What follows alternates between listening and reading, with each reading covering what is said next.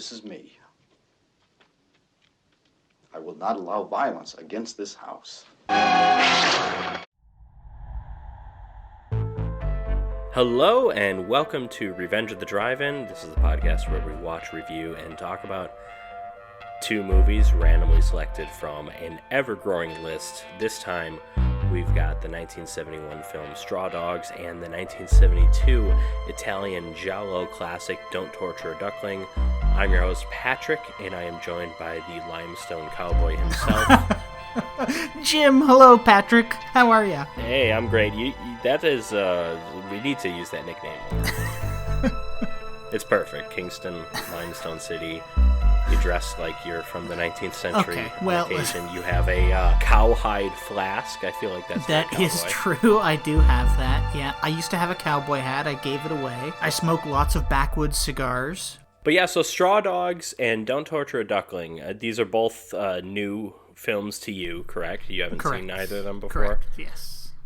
Straw Dogs was new for me. This was only, I think, the second time I had seen Don't Torture a Duckling, which is surprising because it's been on Shudder a lot. I think it's not on Shudder when we're recording, but it will be by the time we're out. I saw that it's dropping at some point in January. It's a classic Italian horror film. It's, I would say, personally, one of Lucio Fulci's two best horror movies. I'm not the biggest Fulci fan in the world, though. A lot of people love some of his trash, and I guess I love some of it. I love this, and I love The Beyond. Those are really the two. But I guess I'll talk about the 2011 Straw Dogs film that I watched. You're joking, right? I am, yeah. Okay, good. I fucking hate you. I had no idea that movie was remade until I was looking to download Straw Dogs on some website that shall not be named. And I'm like, what? There's a remake? And I looked it up and it's like, oh no. We go from like Dustin Hoffman, like one of the biggest Hollywood stars, one of the most respected actors of his day when he's in Straw Dogs, to, was it James Marsden? Who was it in the remake? Oh, I didn't even look it up. Yeah. You're not even trying at that point. It's like... starring... James Marsden. James Marsden and Kate Bosworth. Like, no, I'm sorry, that's a giant downgrade from Dustin Hoffman. I mean... This is Hoffman at the peak of his powers, too. This is The Graduate 67, Midnight Cowboys 69, Little Big Man is 70. He's in his prime. And he's in this, like, weird movie that's kind of based on a schlock novel, from what I understand. And the movie was super controversial when it came out. But it's pretty damn good. Yeah, it is pretty good. It took me a while to get into it. I love Dustin Hoffman, but I wasn't really a fan of his performance. Or, it might have been that I wasn't really a fan of his character, I think. His performance was great, but his character I didn't like. His performance, and again, this is performance and character together. It's a complicated film in terms of that relationship between husband and wife. There's a very tiny bit of him kind of being the husband who's too busy for his wife. That's in there. Mm-hmm. That kind of cliche. But most of their issues are so much deeper than that. It's about him not standing up for his values or not having values. There's implications that he didn't fit into the American university scene, as that was probably getting more and more anti-Vietnam, more pro-civil rights. And then there's also, like, he's not man enough for her. Yeah. Talk about perfect casting, because Dustin Hoffman's just this dweeby guy. I thought he fit into that role so perfectly. And yes, he's one of the best actors of all time. He's very good in this. Even when he does have his kind of reversal, it both feels like it's too late, and at the same time, you're not really sure what to feel. Yeah, is he even standing up for the right thing at that point too? Yeah, it's a surprisingly complicated film at times. Yeah, and this surprisingly complicated film starts in a surprisingly, like, non-introductory way, if that makes sense. Oh, we're hopping right into, like, a 70s sex comedy, it seems like. That is exactly what it seems like. A woman walking around with no bra, with a very voyeuristic camera on her. Yeah, her headlights are on. Given what the movie becomes, it was a very interesting way to start. Mm-hmm. And this woman that we're talking about is named Amy. She's played by Susan George, I believe. Yes, who we have seen before. Oh, have we? Who? Where? Enter the Ninja. She's the wife in Enter the Ninja that sleeps with Franco Nero. because her husband can't get it up or something. That's the only other thing we've seen her in. I read somewhere that like this movie, like typecaster. Yeah, this movie she became famous for this movie, and they kind of just cast her as like sexy woman roles after this, even though she was probably a much more talented actress than that type of role really deserves. I think she's great in this. So anyways, this woman, Amy, her husband is David, aka Dustin Hoffman, and they have decided to move from the States into Amy's hometown in Cornwall, or home village, home hamlet, if you will. Yes, this movie is very, very, very rural. And it has a brilliant cast of creepy British villagers. It's including, of course, David Warner, who it said was uncredited in the movie. David Warner plays Lenny from Of Mice and Men, basically. Yes. Yeah. Oh, yeah. To a T. Well, it's funny to see David Warner in a role like that, because you think of David Warner as like kind of classy, kind of thespian type. Even he'd made a lot of B movies, but he always brings that kind of level of like British class. And here he's just playing British trash. And it's great. It was really fun to see him in this. Like, it was not the typical role I've seen him in. I also never realized he was that big. No, he's a huge. I mean, I know Dustin Hoffman's tiny. I thought he was perfectly cast too. Yeah. So David's an American, as we've mentioned. Dustin Hoffman's American, and he's a mathematician, and as you kind of pointed out, he seems to have kind of fled the academic scene of the States, all under the guise of getting some kind of like a research grant, and he's researching some complicated, convoluted thing to do with... There's a few moments where he talks about it, and he's apologetic about it every time someone asks him about it, because he knows it's boring.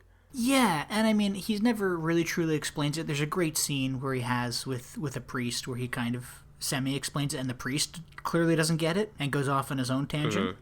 Well, and he's also weirdly antagonistic towards the priest, because the priest is the one person in the village who's nice to him. But he's this academic math and science guy. He's probably an atheist. And yes. He's talking like, oh, I bet you like want our money and stuff too. It's like, what an asshole. Yeah, it's like, dude, you just moved here. You don't know anybody. Everybody in this village. Yeah, why are you? Again, this guy's actually being nice to him. Everyone else is kind of a dick. Yeah. Everyone else is clearly after his wife. Yes, yeah, and not even kind of a dick. But we are introduced to this couple at the same time that we're introduced to a bunch of characters. And Amy and David, they're buying this hunk of antique metal, which is like a giant man trap or something. What's the difference between that and a bear trap? Because I'm familiar with a bear trap. It just looked like a bear trap. Yeah, well, that looked bigger than a bear trap. But famously, bears are usually bigger than people. Yeah, so. yeah. So I think it's some kind of like weird, antiquated piece of like Victorian steel, that somebody reshaped into something, and they were like, oh, it's a man trap from when the Victorians used to hunt people on islands in the South Pacific. Yeah, from the most dangerous game. Yes, yeah. Yeah. But yeah, so they're buying this thing, and they're lugging it back to their little sports car with the help of some villagers. And this guy Charlie comes up, and he reintroduces himself to Amy. Charlie and Amy had some kind of a fling or like a relationship a long time ago, and Charlie seems pretty bitter about the fact that she's married to this American guy. I think it's more than a fling. This was a legitimate. This is an ex-boyfriend, I believe. Yeah, well, there's a couple like questions come up. Like even in this scene, he's like, "Oh, do you remember how you used to, beg for my name or beg for me or whatever?" Mm-hmm. And then you have other characters saying like, "Oh, he never dated her. He's just bullshitting you. He never fucked her. It's a lie."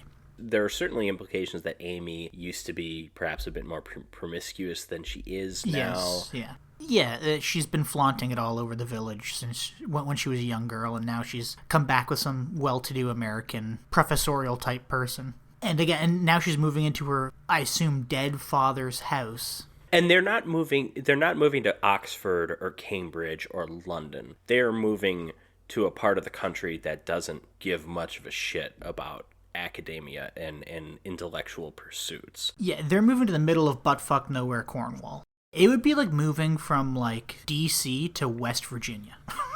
You know what I mean? Like sure, the mountains of that's West Virginia. fair. There's also pedophiles in this village, which we also learn in this scene, because there's a guy who's shown to be playing ball with some kids right next to Amy and David, and he is apparently, I think his name's Henry? This is David Warner we're talking about, yeah? Yeah. No, is it? Yeah. Yes, well, is. David Warner is Henry Niles. That's AKA it, yes. Dr. Niles Crane.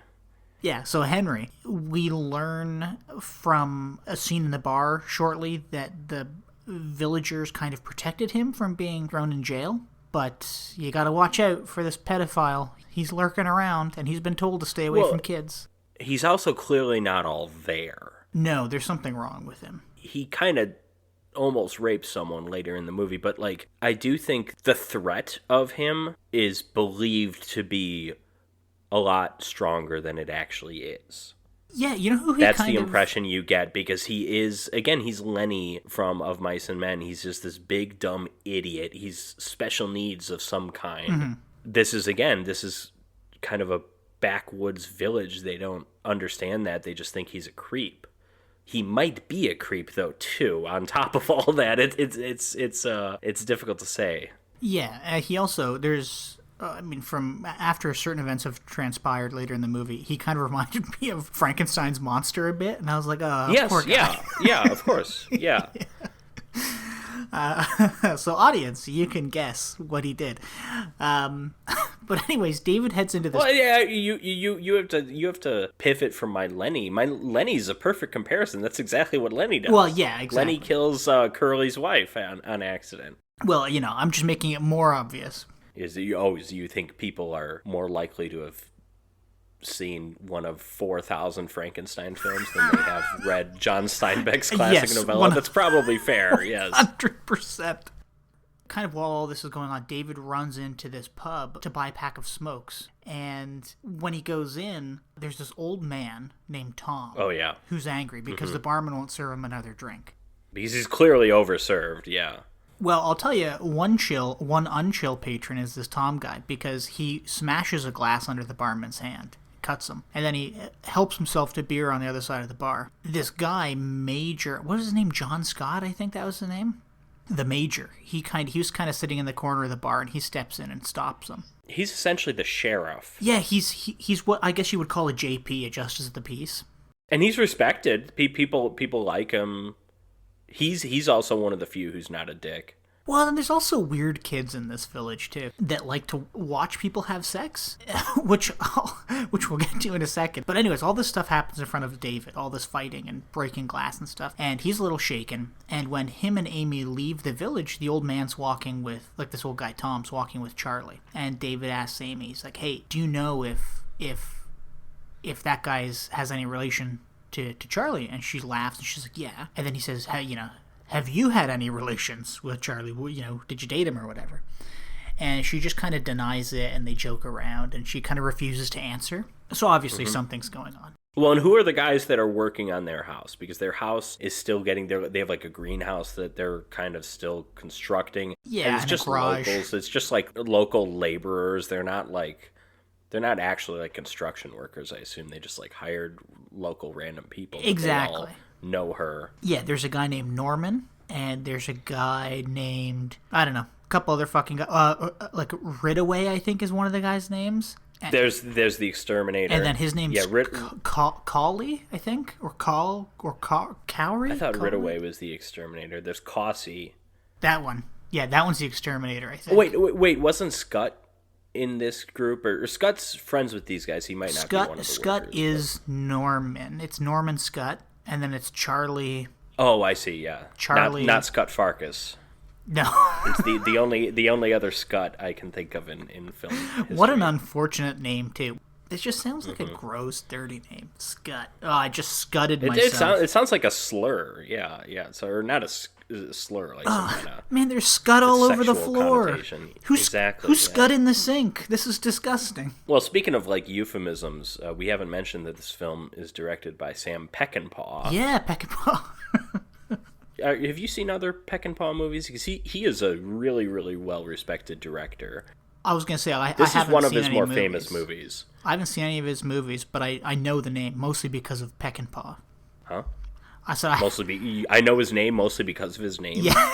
Is that what, Yes. What do you mean? Yeah. Well, because the name's memorable? Yeah, I've just heard his name. His background largely is in westerns, and he kind of was a I don't know if he's the originator, but he definitely kind of made his name on the revisionist Western, the Western that seemed to be saying something different about violence and about the Old West than most of these films that kind of glorified violence. Okay. He did Ride the High Country, which I think I've seen. I'm not sure. No, it probably looks like I haven't. He did Major Dundee, which I have not seen.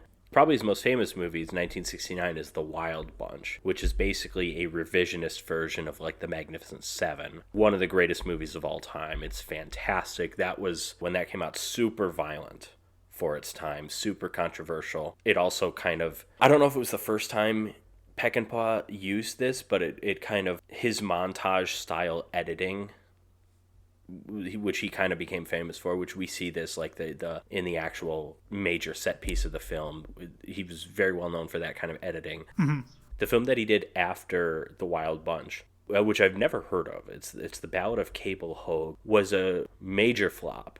And so he went from being on top of the world with The Wild Bunch, like some of the most majorly critically acclaimed films, to he made a massive flop after Hollywood basically told him he could make whatever movie he could make. And then he moved to Britain because he's like, oh, I can't make Hollywood movies anymore. He made Straw Dogs the next year. Straw Dogs came out in 71. Wow. Ballad of Cable Hogue is 70. He didn't really give Hollywood much of a chance to see if he was able to make a film, because then he did Straw Dogs. Then after that, he did a couple other movies that I've seen and are very good. He did The Getaway with Steve McQueen, which is more of like a crime thriller. Mm-hmm.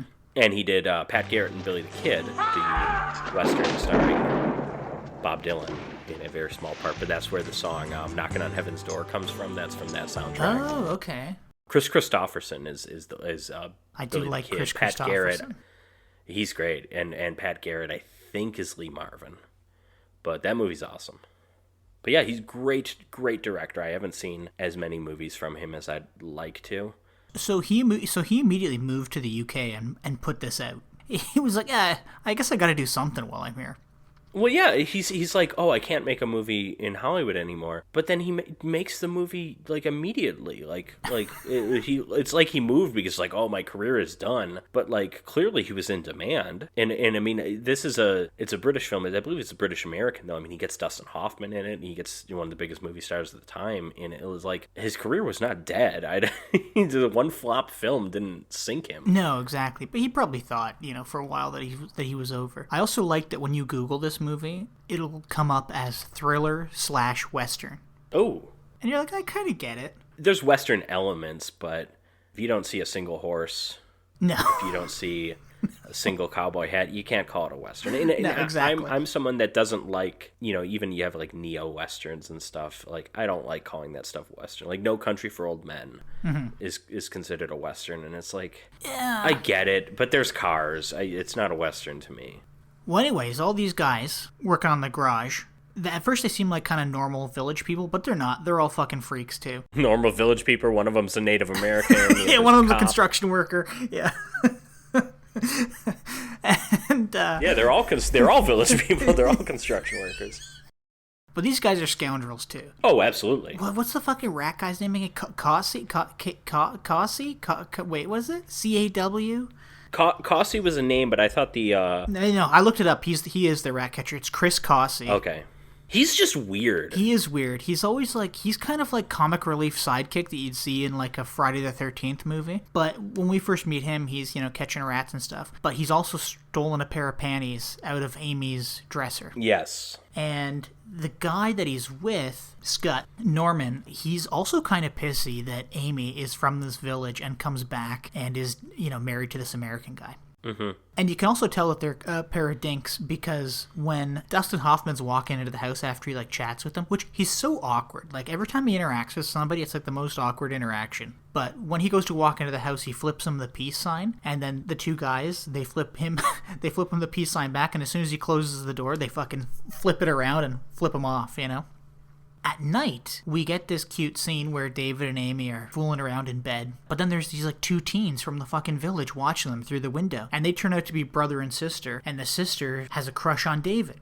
Juxtaposed with this fun bedroom scene, the next morning, David is kind of stern. And he sternly asks Amy to leave him alone while he works. And he has like this office somewhere in the house. He's got this big blackboard. Yeah, this is like as much of we get of the like busy husband cliche. There's a few that kind of come and go, but you're right. Like this is like the biggest one anyways. And in retaliation to him being kind of a dink and him saying, "Hey, honey, leave," he literally says like, "Leave me alone, get out of here, don't bother me." She crosses out a couple tables on his blackboard and sticks a piece of gum to it. And then I think later Amy comes back from an errand or something, and she accidentally flashes Norman and Charlie and Ratcatcher, whatever his fucking name is again. And she looks up and they're all like looking down off the roof at her. So she rushes inside and she says to David, "They were practically licking my body."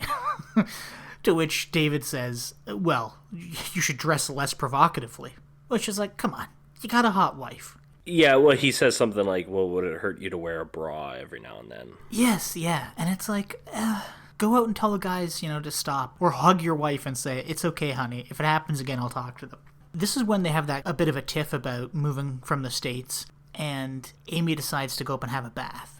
And when she gets to the top of the stairs, she takes her top off and throws it down onto David on the couch in the living room. And he yells up, "Make sure the curtains are closed," or "Make sure to close the curtains," or something. And as she's walking to the bathroom, she stops in front of the window so that Charlie and Norman and everybody working on the roof can see her topless before she heads to the bathroom. So, like, there is this weird kind of thing where you're like, she's doing some of this on purpose. You like that specifically. She's upset with her husband. It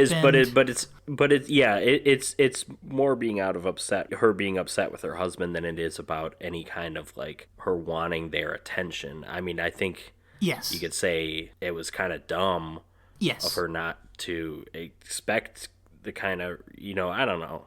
Yeah. And again, like, you really kind of feel bad for Amy, because in this next scene, Amy tries to get him to go for a walk with her, but he brushes her off. He's like sitting on a swing, working on some mental calculations, I don't know. He just brushes her off, and then they have this fucking cat that occasionally goes missing in the house. And Amy can't find the cat. She's shouting for the cat, "Here, kitty, kitty, kitty."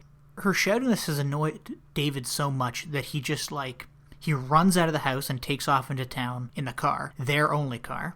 Everybody working on the garage roof is kind of making fun of him because he's fumbling with the clutch. He's clearly, not very good at driving stick. And David and Charlie and all these assholes, Charlie and Norman and all these assholes working on the roof, they almost kill him. While he's driving into town, they wave him around the truck and he almost smokes a tractor. Nothing's going well for this couple moving back to Cornwall. And they're at each other's throats. They're annoyed about everything. And David's not paying any attention to Amy. Amy's not thrilled to be back around all these people that she might have had flings with in the past. But anyways, David gets into town, and Henry, the slow pedophile, he is getting smacked around by his brother because his brother has had a run-in with Tom, and Tom was like, "Hey, listen, we kept him out of jail, but you got to keep him in line. He can't be going around these kids again. He has to know that." When David gets out of the car and into the pub, he's almost immediately ushered back out of the pub by the Major, who wants to officially welcome David and Amy to the village and have a drink with them, and the vicar and the vicar's wife at David's place. So they get back in the car, drive straight back to David's place. I liked this scene with David kind of being out and about without his wife, because there was a very like, "Oh, I'm going to experience British life, British culture," and he's just like not really welcome there. Think of the first time that you went out by yourself in the UK and you walk up to a bar and you're like, "Yeah, could I get a pint of whatever?" And the bartender's like, "Yep." And everybody kind of looks at you awkwardly because you got an accent, you're clearly not from there. In David's case, it's a little different, but it was fun kind of... Because they already know who he is. Like, this is a small town, word's gotten around that, hey, there's this American that showed up, and I think he won an Oscar for Midnight Cowboy. Yeah, but you know what I mean, though, right? I don't know if I don't know that he won it for Midnight Cowboy. I know he's won a few Oscars, and one of them was Rain Man. What was the other one? Oh, it was Kramer vs. Kramer. Excuse me. So he was not yet an Academy Award winner, but he was at least a 2-time nominee because The Graduate and Midnight Cowboy, and he might have been nominated for Little Big Man. Well, he was definitely famous. Yeah, that's what people are staring at him. That star power. By the way, you could change this film a little bit because it's like, again, everyone kind of hates him. And they don't hate him because he's American. It's more like they hate him because this hot young thing from their village married an American, and he's also kind of a wimp. And it's not just that he's like American, that plays into it. But you could change this and just have them be anti-Semitic, right? Yeah, you could. Or, like, you could change it and give him, like, a couple of friends, like a couple of good experiences instead of just bad upon bad upon bad upon bad. Well, it's interesting because he does have good experiences, but he reacts to them in ways that make them bad experiences. He's not a good guy. No, he isn't. I'm not saying he deserves it to have his home broken into, but he is an asshole to the vicar. Yeah. The vicar is nice to him. And you're kind of, as the audience, you kind of struggle to understand, like, is it just because he's a dweeby, awkward guy? Or is it that he's just, like, a total asshole? Now, in the vicar's case, it is that he's an asshole. But, well, like, when he walks back into the house, he says hello to the vicar and the vicar's wife, and then he immediately walks over to the stereo and puts some fucking god-awful bagpipe music on at full blast. Oh, that was another, that was another, like, oh, I'm experiencing British culture thing. He just, like, throws that on and he thinks they're going to enjoy it. Yeah. They kind of humor him. Yeah, and yeah, because I think the major and the vicar kind of, like, exchange a glance. Yeah, but then there's this bit where I think the vicar, he's talking about coming to church, and Dustin Hoffman says something like, oh, I expect... Like, well, you want our money, right? Yeah, and then he pulls out his wallet and he goes, well, I've got a 5. And he takes a 5 off of him. Then they're sitting down talking, and the vicar asks what David does for work, and he's trying to explain it, and he brings up something to do with radiation. I think it's like radiation of stars or something. And the vicar, who's clearly not really paying attention, he said, oh, radiation, that's kind of grim. You know, I hope they're not going to drop another bomb or something. David responds in some kind of way, and the vicar kind of says something along the lines of, like, don't you think you have like a moral obligation to oppose something like that? And Dustin Hoffman says, like, don't you? And I wrote this line down because it's great, because it is from Montesquieu. He said, no kingdom has shed more blood than the kingdom of Christ. Mm-hmm. And on that note, the vicar's like, okay, well, I think we're going to be leaving now. And him and his wife just get up and leave with the major. Like, they've been there for 5 minutes. Mm-hmm. And you're really like, oh, David, you are a dick. Like, there is a reason that some people should hate you. Mm-hmm. He does it to himself to a certain extent. Yes, he does. And even his wife kind of says that, you know, kind of right before bed, Amy and David are in a good mood again. Oh, and I forgot to mention, sorry, when he gets home with the major, Amy says something like, oh, you were out in town? And he said, oh, yes, I was out while you were looking for the kitty. Did you ever find the poor kitty? And you're like, why are you digging this up with your wife? She was just looking for the cat. You know what I mean, Patrick? Did you catch that? You're like, yeah, beloved family pet goes missing. Like, I feel like you have an obligation to look for it. Yeah, like, but instead he was just like a dick and ran out of the house. And then is calling her on it an hour or two later. Anyways, so everybody leaves, they go up to bed, and Amy kind of tells him that he was being a dick to the vicar. And he's like, no, I love the guy. Oh, he's great. He's good fun, whatever. And again here we have their kind of, the mood of the couple is flamboyant, I guess, right before bed, as it was the night before or whenever. Up until David goes to open the closet to put his shirt in, and they find the missing cat hung by the neck in the closet. And Amy tells him that it was either Norman or Causey. They would have done it just to prove that they can get inside the house and get into the bedroom. Mm-hmm. The next day, David's staring at the guys from the window, and he's just stewing. And Amy walks in and urges him to talk to the guys about killing the cat. And reluctantly, David goes outside, and instead of, like, confronting them, like, he's giving them all cigarettes, he's, like, chatting with them, and he brings them in to bring in this man trap and hang it up on the wall above the fire. We, the audience, and Amy kind of share the same opinion of, like, what the fuck are you doing? You're supposed to be confronting these guys, not being best buds. And David comes up to Amy and says, hey, don't worry, I'm going to broach the topic. I'm going to catch them off guard. Mm-hmm. So he goes back into the living room, and immediately Amy brings out a bowl of milk on a platter with beers for all the guys. And she quietly waits for David to ask them, but he chickens out, and instead he accepts an invitation to go shooting with the men in the morning. This is a classic setup obviously they're gonna do something to him because they're being friendly with him, but we know they don't like him. Exactly, yes. There's a classic Cheers episode where they're just kind of becoming friends with Frasier Crane, and they're like, hey, let's go out on a snipe hunt. And the whole thing is that there's no such thing as a snipe. They convince him it's like some kind of pheasant type bird. You know what tonight is? It's the night of the full moon. Now, Sam told me that the snipe run best when it's a full moon. I said that. That's right. And you said to be running all night long, right? I said that too. Well, then, what are we waiting? Nothing. Let's get out of here. Come on. And so he goes out there, and then they just ditch him and go back to the bar. He ends up coming back, and he had a great time. He's like, we got to do that again. Yeah, you're the first bag I ever met with enough stamina to go snipe hunting twice in the same night. Yeah. The next morning, all the men head out to the moor, and it's clear that something's up. Charlie and Norman and the others disappear into the scrub to quote-unquote scare up the birds for David, who is shown to be kind of a bad shot. He misses a bunch of birds, but he does get one. Eventually. Yeah. I originally kind of thought this scene was like going to be like, oh, they want to see what kind of a shot he is. Because one of these guys has already broken into their home, we assume. Well, and I thought, too, this was going to be like a scene where it was going to be kind of childish and humorous, where they were just going to drive him out to the middle of nowhere and leave him. I thought like that was going to be hunting. it. Yeah, Yes, exactly. But no, unfortunately, it's more evil than that. So while David's out of the house, Charlie sneaks over to the farm, and he forces himself onto Amy. I apologize, Jim. I should probably apologize to the Lord, but he starts straw dogging her.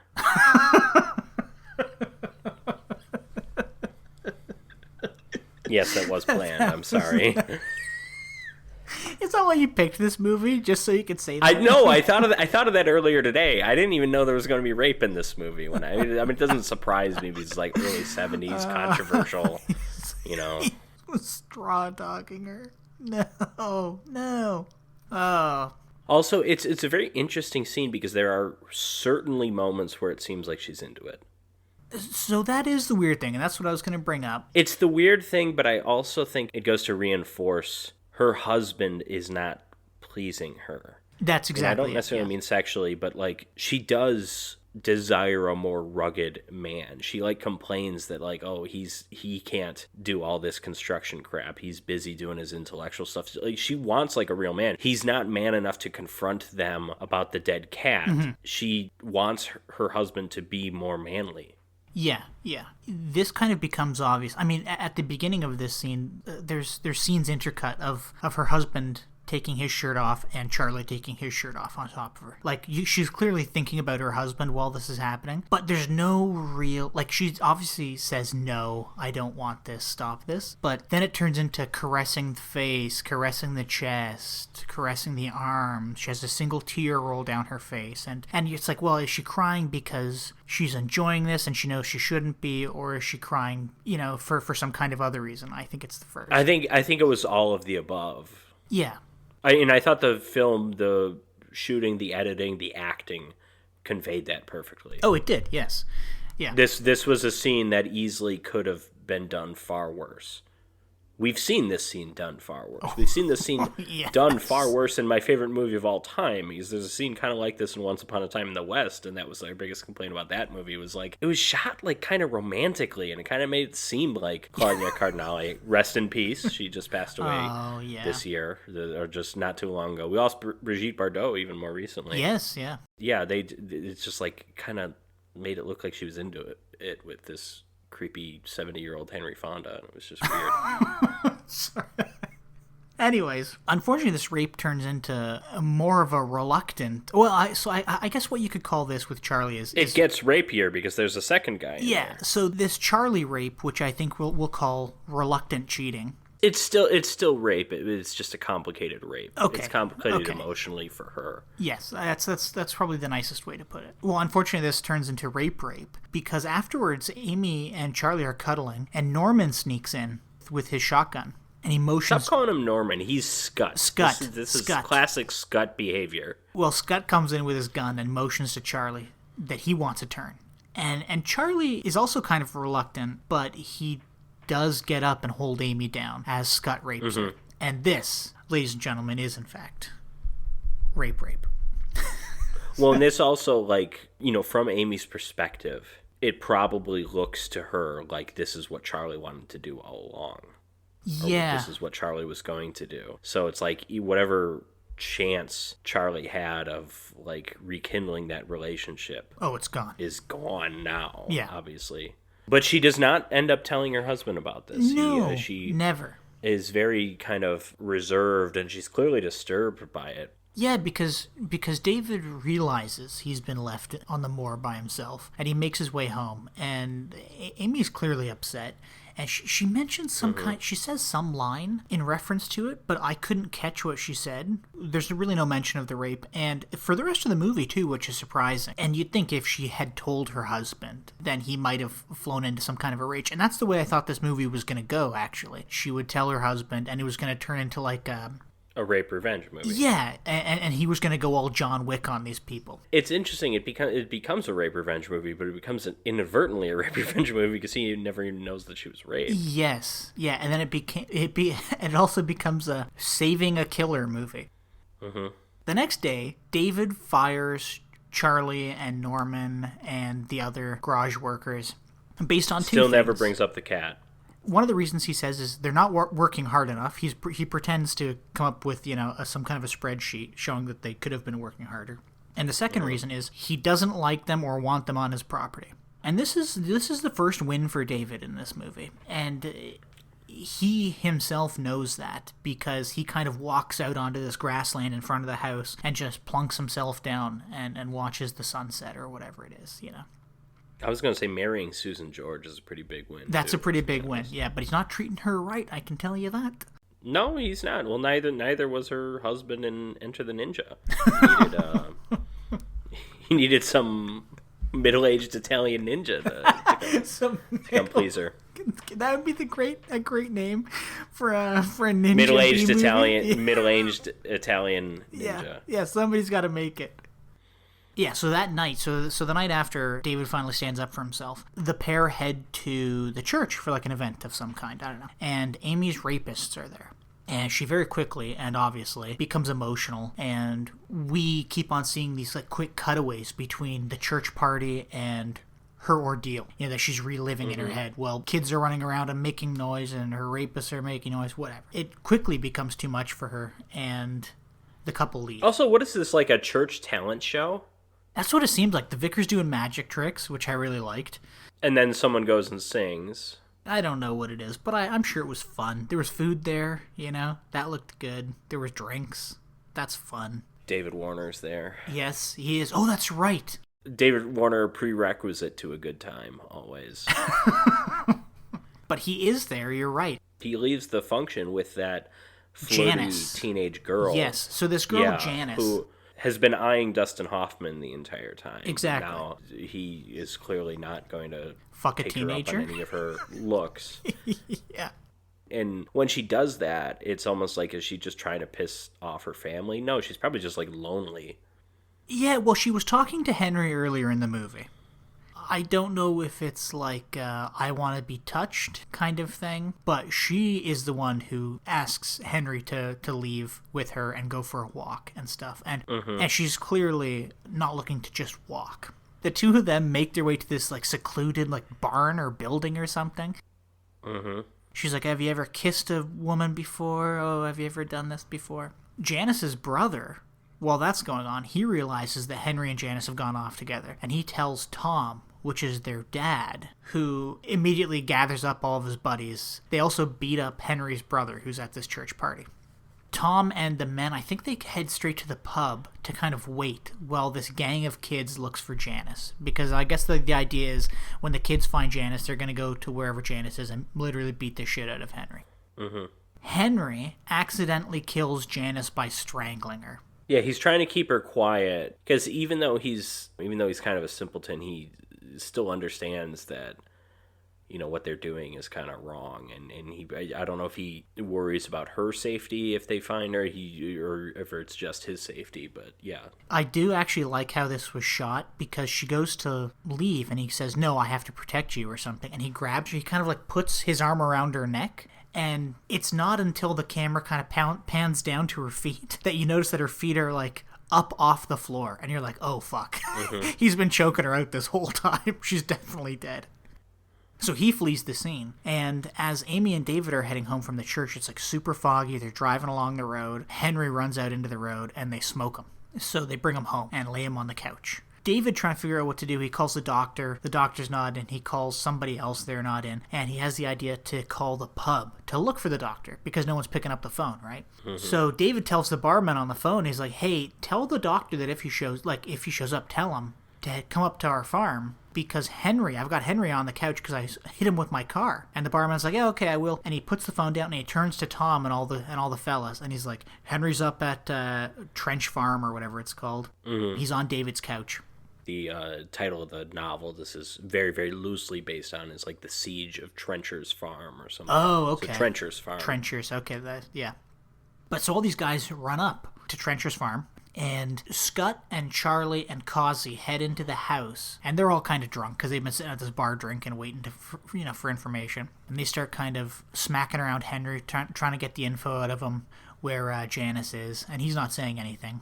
And they're trying to pull him out of the house. And David stops them. He tells them, like, hey, you might as well be out looking for Janice. You're not going to help her by beating him up. Plus, he's too injured to move. He might have a broken rib. I hit him with my car or whatever. He manages to kick them out of his house, which is, again, the second big win for Dustin Hoffman in this movie. All while Amy's watching from the stairs, who, by the way, Amy doesn't want this pedophile guy in the house. She's like, get him out of the house. I don't want him in here. When it becomes clear that Tom et al. Want to kill Henry, essentially drag him out and beat the shit out of him. Yeah, they're going to lynch him, essentially. Yes, yeah. And he says that, and she's like, I don't care! And, like, you can see in Dustin Hoffman's expression, like, when he's looking at Amy and she's at the top of the stairs and he's at the bottom, and he's like, they're really going to kill this guy. And she's like, I don't care. He responds with, like, you really don't, do you? And she's like, no. And you can kind of see, like, a bit of light leave his eyes, which is just amazing acting on his part. And we've seen in prior in this film, she criticizes him because he doesn't stand up for principles. He's a coward. He doesn't, again, there's something about... It's all subtext, but he appears to have left the American university system, and she kind of says it's because he probably wasn't principled enough to deal with, like, the anti-Vietnam stuff or whatever. There's a little bit about that because there's a scene where someone, like, asks him about that, and he's like, well, I don't really have anything to do with that. Yes, yeah. But yeah, now the roles are reversed. I guess the foot's on the other hand now, isn't it, Kramer?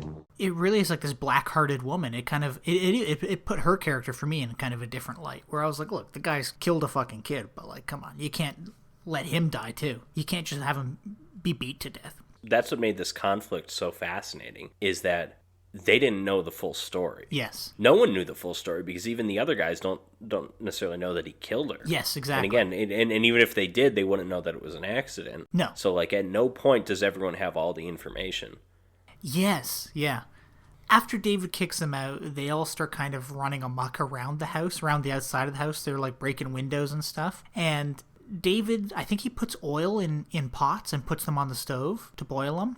He does some other kind of minor things around the house, almost like pre-setting booby traps or something. But the major shows up, and David lets him into the house, and he says, hey, like, this is what's happened. I've hit this guy with my car. They're going to try to kill him because they think he's taken his daughter, whatever. And the major, he's playing both sides. He's like, okay, I understand. It's wrong that they're destroying your house. I'm glad that you've got him in here. We'll send somebody to pick him up. I'm going to go outside and get rid of Tom and the boys. And when the major goes out, like, the major understands, hey, his daughter's missing. He's clearly upset. He has a right to be upset. But, you can't be waving a gun around and breaking somebody's fucking windows. So him and Tom get into this bit of a scuffle while the major's trying to take the gun out of Tom's hands. He essentially says, like, hey, just go home, have a good sleep, give me the gun. We don't want to get the actual police involved. I'm just a JP, for Christ's sake. And as he kind of tries to get the gun out of Tom's hands, they wrestle a bit and Tom accidentally shoots him. Mm-hmm. Cool death. He goes flying back about 15 feet from the shotgun, which is really cool. Mm-hmm. David watches this through the window, and he's like, holy shit.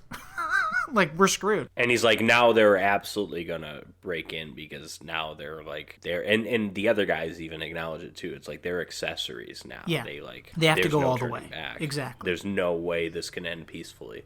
Yeah. Their siege continues with them throwing rocks and rats through the windows. Yeah. They try to get into the house a few times. At one point, they manage to set the curtains on fire, and David throws these pots of boiling oil all over the guys outside, which covers them. And him and Amy manage to put the flames out. And he uses the wire. Yeah, to tie up Scott. Yeah. Also, this apparently when Home Alone came out, some reviews noted that it was like a kid-friendly Straw Dogs, and it's like, I don't know if that's no way 100% true, but like I can kind of see it because Yeah. the booby traps aren't a big part of it. This like Home Alone is very clearly he's setting up booby traps. This is like completely improvised in the moment. Yeah, I mean, at one point, like when they do kind of start getting into the house, I think he starts beating people to death with a fire poker. He takes the man trap down and sets it kind of by the fireplace or whatever. Yes. He doesn't really set it in a great spot. You'd think he'd want to... Well, I guess he can't set it by a window because then someone would just see it. Yeah, yeah. But when they do start coming in, Tom's the first one actually through. And as he's climbing through the window, David knocks his gun down, like he knocks the barrel down, and Tom blows a chunk of his foot right off. Oh my God. And he loses the gun that inside. Is beautiful Sam Peckinpah stuff right there. That was very Wild Bunch. And it was so great. They pull him out, and they're like, oh my God, what happened? Why are you screaming? And everybody looks down at his foot, and they're like, oh, fuck. So everybody starts scrambling into the window. And David picks up this fire poker and beats one guy with it. And then he beats Causey to death with it, right in front of the record player. And at one point, he's also got all of his Scottish bagpipe music on again, so he's just like beating people to death with the bagpipes on, which is great. Also, you missed it. There was a moment when they were like trying to break in that... Henry, again, this Lenny Small character, did go after his wife, which to me was just dumb. Why do you have that in there? Yes. Especially because I think I was never under the impression he was a real creepy, pervert guy, and it was just like other people judging him and because he's not all there and everything. But then it's like, okay, now he's just gonna like he like almost raped her just like during the middle of all this. Yes. And then they like lock him in the attic or whatever. Yeah, that's exactly what they do. Like David runs upstairs and pulls him off his wife, and he's got the gun, I think, right? And he goes, come on, over to the attic, and he locks him into the attic. And at this point in the movie, David has totally changed. He's no longer this mild-mannered, meek mathematician. He is kind of like the Bruce Willis. He's the Macaulay Culkin of the film. Yeah, he's turned into this great action star who's quite manly, and he is finally upholding these values and beliefs that his wife has always wanted him to uphold. Like at one point in the movie, he says something like, "This is my house, and I will not allow violence against this house." Mm-hmm. He's got it. He finally gets it. When the bagpipe music stops and after he's killed Causey, Charlie walks in with a shotgun pointed at Dustin Hoffman. He goes, go ahead, shoot, there's no bullets left. And Charlie's like, oh, are you sure about that? He goes, yeah, I'm sure. And as they're having this kind of standoff, again, Amy screams from upstairs. And you think, oh my God, is she being raped by Henry again? No. It's Scott up there, right? And he's trying to rape her. Yeah, and you're like, what the fuck? So the two men run upstairs. Time and a place, buddy. Exactly. Time and a place. Exactly. Yeah, so the two men run upstairs and they pull Scott off Amy. And he's kind of not paying any attention to David, and he's talking directly to Charlie, and he's like, come on, let's do it again. We could have her again. We could do it right here. We could, lock him away or kill him, and we could just do it right here. And Charlie just fucking kills him, just shoots him. Like almost point blank with a shotgun. One shell left, yeah. Yeah. And as soon as that happens, David realizes, hey, this is my chance to attack. And he starts fighting Charlie. They lose the gun upstairs in the bedroom, and they literally wrestle their way down this staircase in the house. And David is thrown close to the man trap, which he then picks up and just kind of throws over his shoulder, and he hits Charlie right on the head with it, and it crunches his neck. It gets right into his neck, and you can kind of see him struggling for a minute, and then he's dead. Mm-hmm. I liked how he struggled for a bit. I was expecting more from that. I was expecting more either blood yeah. or just like a more instantaneous. It's weird because he did struggle, but it wasn't like a violent struggle. I wanted like either an immediate death or like a even more painful like struggling one. They kind of went in between. Yeah. And for me, it missed the mark a bit. Which also, did you notice in the scene where Amy was being raped by Scott, she didn't call for David, she called for Charlie? Yes. And I was like, oh, that's interesting. So anyway, so everybody's dead, and David is in the living room and Amy's up on the top of the stairs again, and they're kind of exchanging glances, and you're like, do they still love each other? Because David's just You really killed... don't know at this point. No, you don't. And David's just killed Charlie, this man that she might have sort of had feelings for.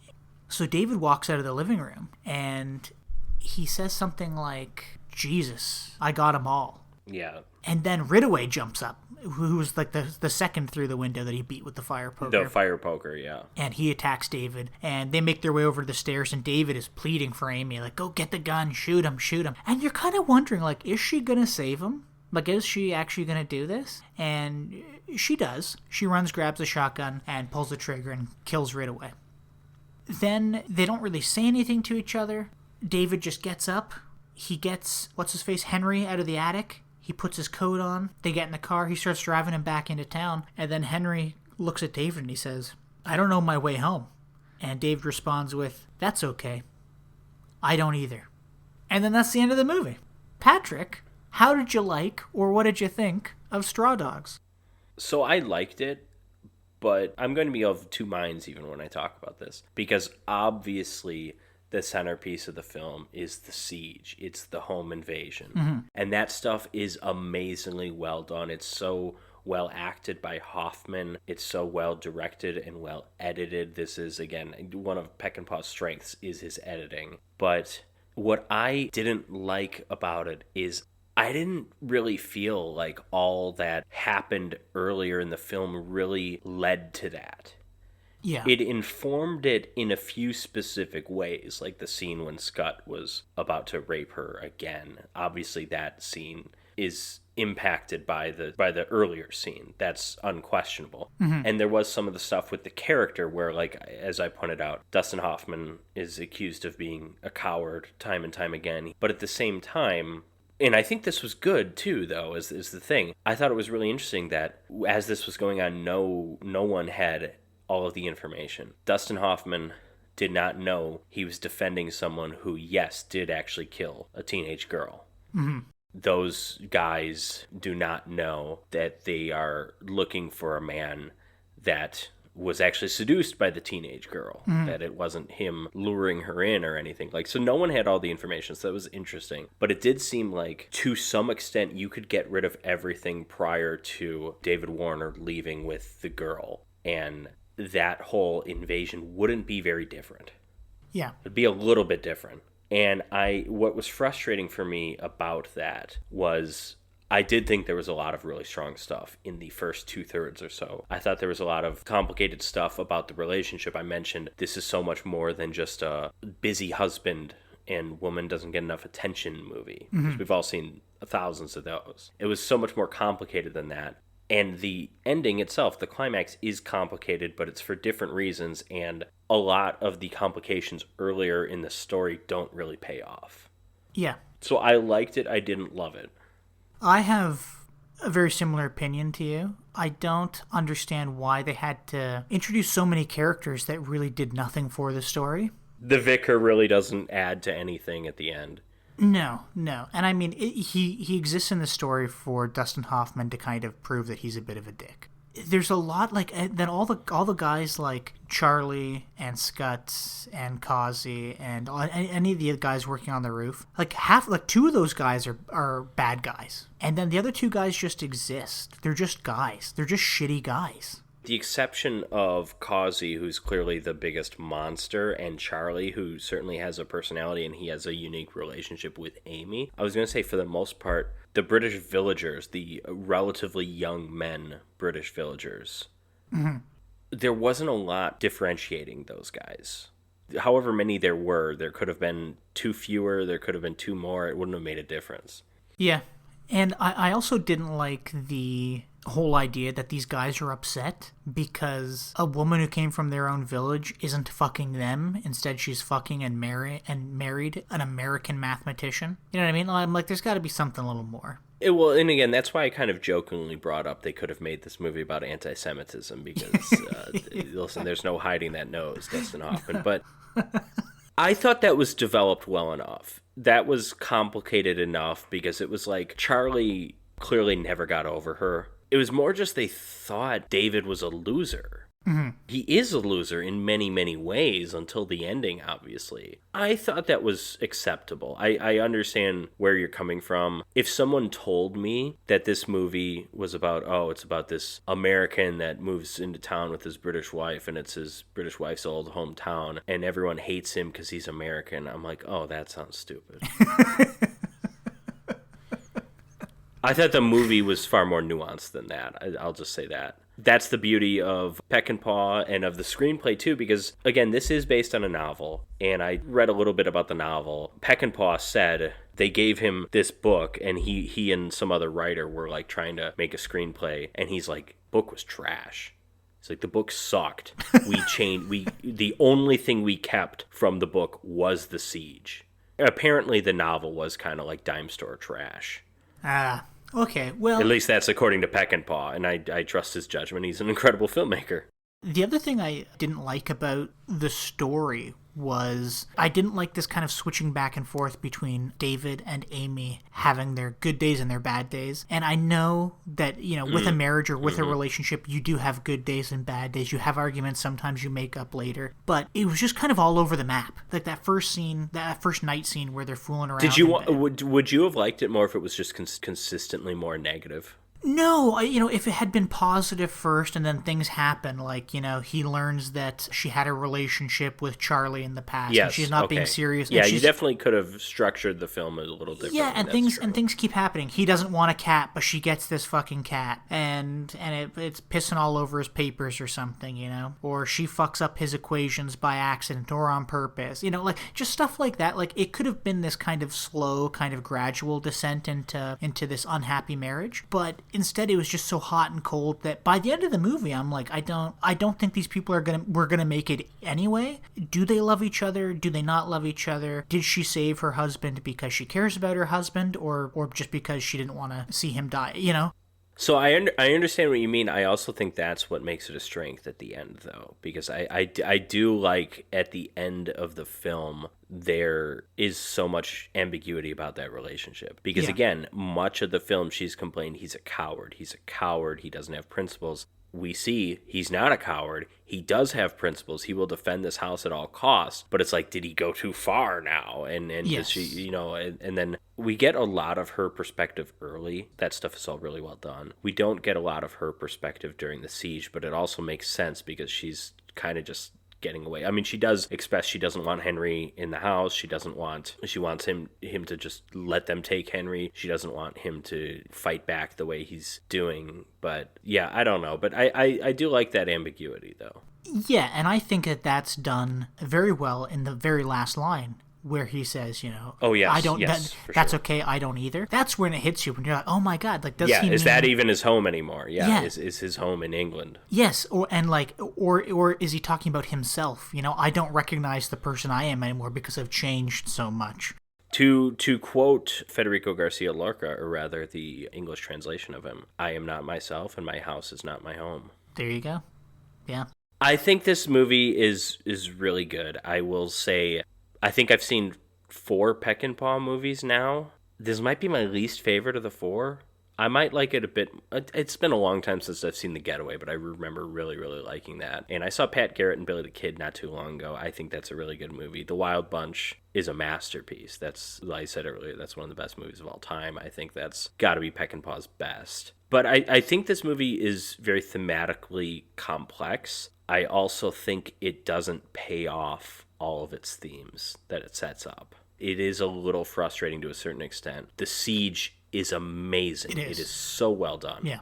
But I feel like not everything in the movie leads to it. It's really just that church talent show or whatever the hell that was that like leads to, like, it's when Henry leaves with the girl. It's like everything kind of prior to that just didn't really add up to this in an incredibly satisfying way. So it did frustrate me as much as I respect the movie. And and that makes sense. Like if Peckinpah said, "Hey, we created everything before the siege," then that would kind of make sense. That I guess it would make sense why that's a little lacking. So, are you ready to torture some ducklings? I am. Talk about a weird title. It does sort of make sense, but also like I feel like we were really squeezing to just kind of match that Dario Argento mixing the animal into a giallo title, because that became a tradition. You had in 1971, I think it's a Fulci film, A Lizard in a Woman's Skin. 1970, I think the film that kind of kicked this off is The Bird with the Crystal Plumage. But Don't Torture a Duckling, 1972. Like Straw Dogs, controversial film. I didn't look it up, but I'm assuming it was a video nasty. It's not Fulci's first horror film. It's not Fulci's first giallo, nor was he on a trajectory to just only do horror movies after this. He still did spaghetti westerns after this. He did sex comedies after this. But this was a significant film for Fulci because this is, I believe, Fulci's first time really working with like gore and makeup effects. And boy, did he take that and run later in his career. Lucio Fulci, one of the big three Italian horror directors, along with Mario Bava, Dario Argento, in my opinion, far and away the worst of those three. Not an untalented director, he's not a hack, but he is, first and foremost, and I wouldn't consider the other two this, he is an exploitation filmmaker. Mm-hmm. Now, exploitation films can still have something to say. Don't Torture a Duckling has something to say. Has a few things to say. I think Don't Torture a Duckling is very interesting thematically. I also think it somewhat drops the ball on some of the themes that it depicts, and I'll get into that later. But I really enjoyed this movie. The Beyond, and then I would say Zombie 2, or Zombie/Zombie 2. Those two, and then maybe this are probably like his three most famous movies. He did The Gates of Hell trilogy, which The Beyond, The House by the Cemetery are two of those. I don't remember the third. He also did The New York Ripper, which is one of the most repulsive films ever made. That's exactly the movie that, and it's funny because I'm sure the critics that were complaining about this in the 80s didn't even see that, but that is the movie that you think of when you think of how horror movies hate women, because that movie absolutely hates women. Good. It's I'll awful. make sure to watch it. I mean, it's fascinating. It's like entertaining, but it is like so misogynistic. God damn it! You women should stay home where you belong. You're a menace to the public. This movie hates children, of course, which gives it a few points in my book. Yeah, because we all hate children. This movie also hates dummies. I've never seen a dummy treated so poorly. It's also the best. Is this the best dummy in film history, by the way? The best Spoilers. worst? Yeah.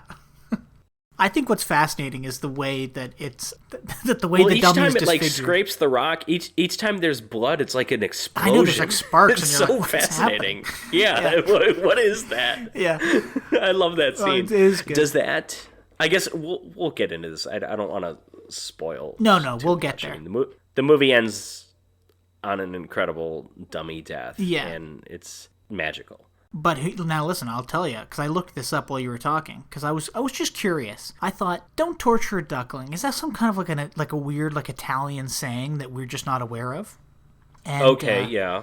The phrase "Don't torture a duckling" comes from the Italian title of the famous horror film "Don't Torture a Duckling." Yeah, okay, so it's absolutely not. Well, it literally translates to "One does not torture a little duck," referring to Donald Duck. Yeah, who's the duckling that's tortured in this film? Yes, you're not adding new insight here. No, but listen, this is the interesting part. Well, not a traditional folk proverb, it's a well-known saying in Italy because of the movie, expressing the idea of not harming the innocent or vulnerable. Oh, look at that. Okay, so this movie became a part of Italian iconography. Listen, that's great. I will also point out, this is one of two Donald Duck-related Lucio Fulci films. Okay. Because one of the things that I didn't mention about The New York Ripper, remember the movie that I would argue absolutely hates women, the killer in that speaks in a Donald Duck voice. Tell the truth. You were shooting your load with that whore of yours, weren't you? It's so bizarre. What? It's so weird.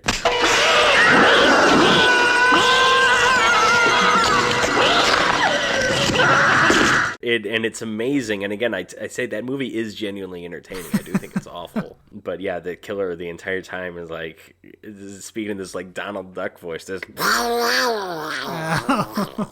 was really good, stuff. Patrick. That was. I've always been able to do a good Donald. I can't talk like Donald Duck, but I can do the Donald Duck noises, like. Yeah, I've got my Donald Duck game on. But anyways, similar setting to Straw Dogs, rural Italy, somewhere middle of nowhere. We see those beautiful shots of the highway, which is just look like these old like ancient Roman aqueducts. Mm-hmm. But the movie essentially begins with a crazed woman digging up with her hands, finding a little baby skeleton. Then we kind of cut to 3 troublemaking boys, Bruno, Michele, and Tonino, one of whom looks like a miniature adult. He just looks like an adult who just, like, they shrunk or something. He was kind of weird. I don't remember which one that was. Yeah. Was it the first one that... I think so, but I can't remember. So that if it's the first one, that would make it Bruno. I think so. These 3 boys, they're troublemakers because they're just walking around, they're smoking. They're like, how old would you say these guys are? Like 8? Oh, fuck, yeah. Like 9, maybe 10. They get really excited because they see a car coming in with women with big tits or whatever, which I don't know how they'd be able to see that. Then they go and follow up, see where that car is going. And it's like this, is it even a home? It's just like this. It's like a farm. Building. Or a barn, rather. It becomes clear that these 2 women are prostitutes and they're sleeping with a couple of guys, and the kids are watching, and so is Giuseppe. Giuseppe is our simple-minded village idiot. They call him a village idiot. At one point, no. There's another line. They're talking about someone else. There's an amazing line. It's like, it's not that she's an idiot. She's just retarded or something. That was like the line. I was laughing so hard. Yeah, I should say so I obviously watched this. I watched this with the English dub. Yes, me too. Yeah. I'm sure it sounded much more beautiful in the native Italian. Yeah, I died. She's not a simpleton. She's a retard. Or whatever. It's like, whatever the line was hilarious. That better make it onto our end of the year best lines. Oh, it could. It very well could. But yeah, so Giuseppe, the 3 boys make fun of Giuseppe, and they're like, oh, you're a peeping Tom, we know what you're looking at. Giuseppe kind of chases them off, and then they just split up. We have cutaways periodically to these kind of voodoo doll type things. I think they're made of clay, I think they say later. And presumably the crazy woman, I'm just going off of like how dirty her hands are and stuff, is like stabbing them with needles. And whenever we get these cutaways, we get that like really dramatic, like stinging music, which in my opinion got a little annoying after a while. The score, of course, by Riz Ortolani, famous for Cannibal Holocaust. Also, you want to talk about these clay dolls with the needles? Because one needle went through one doll's throat, the other one the heart, and then the other one the head, I believe. Yes, that's right. And there's like, as the needles are going through, there's like children like getting stab noises, like, ugh, like that kind of stuff. Like, yeah. But anyways, one of the very few scenes where we see these boys' home life, we see Michele has to deliver orange juice. It's confusing if it's orange juice or orange aid, because when he delivers it, he says it's orange aid, but his mother says it's orange juice. Continuity error, hello. Idiots. But he delivers that to Miss Patrizia, who initially you think, oh, is she like boarding at that house? But no, she has a separate house. I don't really understand. I think it is her house, and they're just and they're just kind of like her maid, like the woman, like the mom is the maid, isn't she? Well, why is the kid there then? Because he's just visiting his mom at work, and she's like, take the fucking juice upstairs. But yeah, anyways, Miss Patrizia is the beautiful Barbara Boucher, who, I confess, I remember her being naked a lot more in this movie. I mean, she is full on naked in this scene. Yeah, for like 5 minutes. And it's amazing, but I thought there were more scenes like this. But she's a weird character.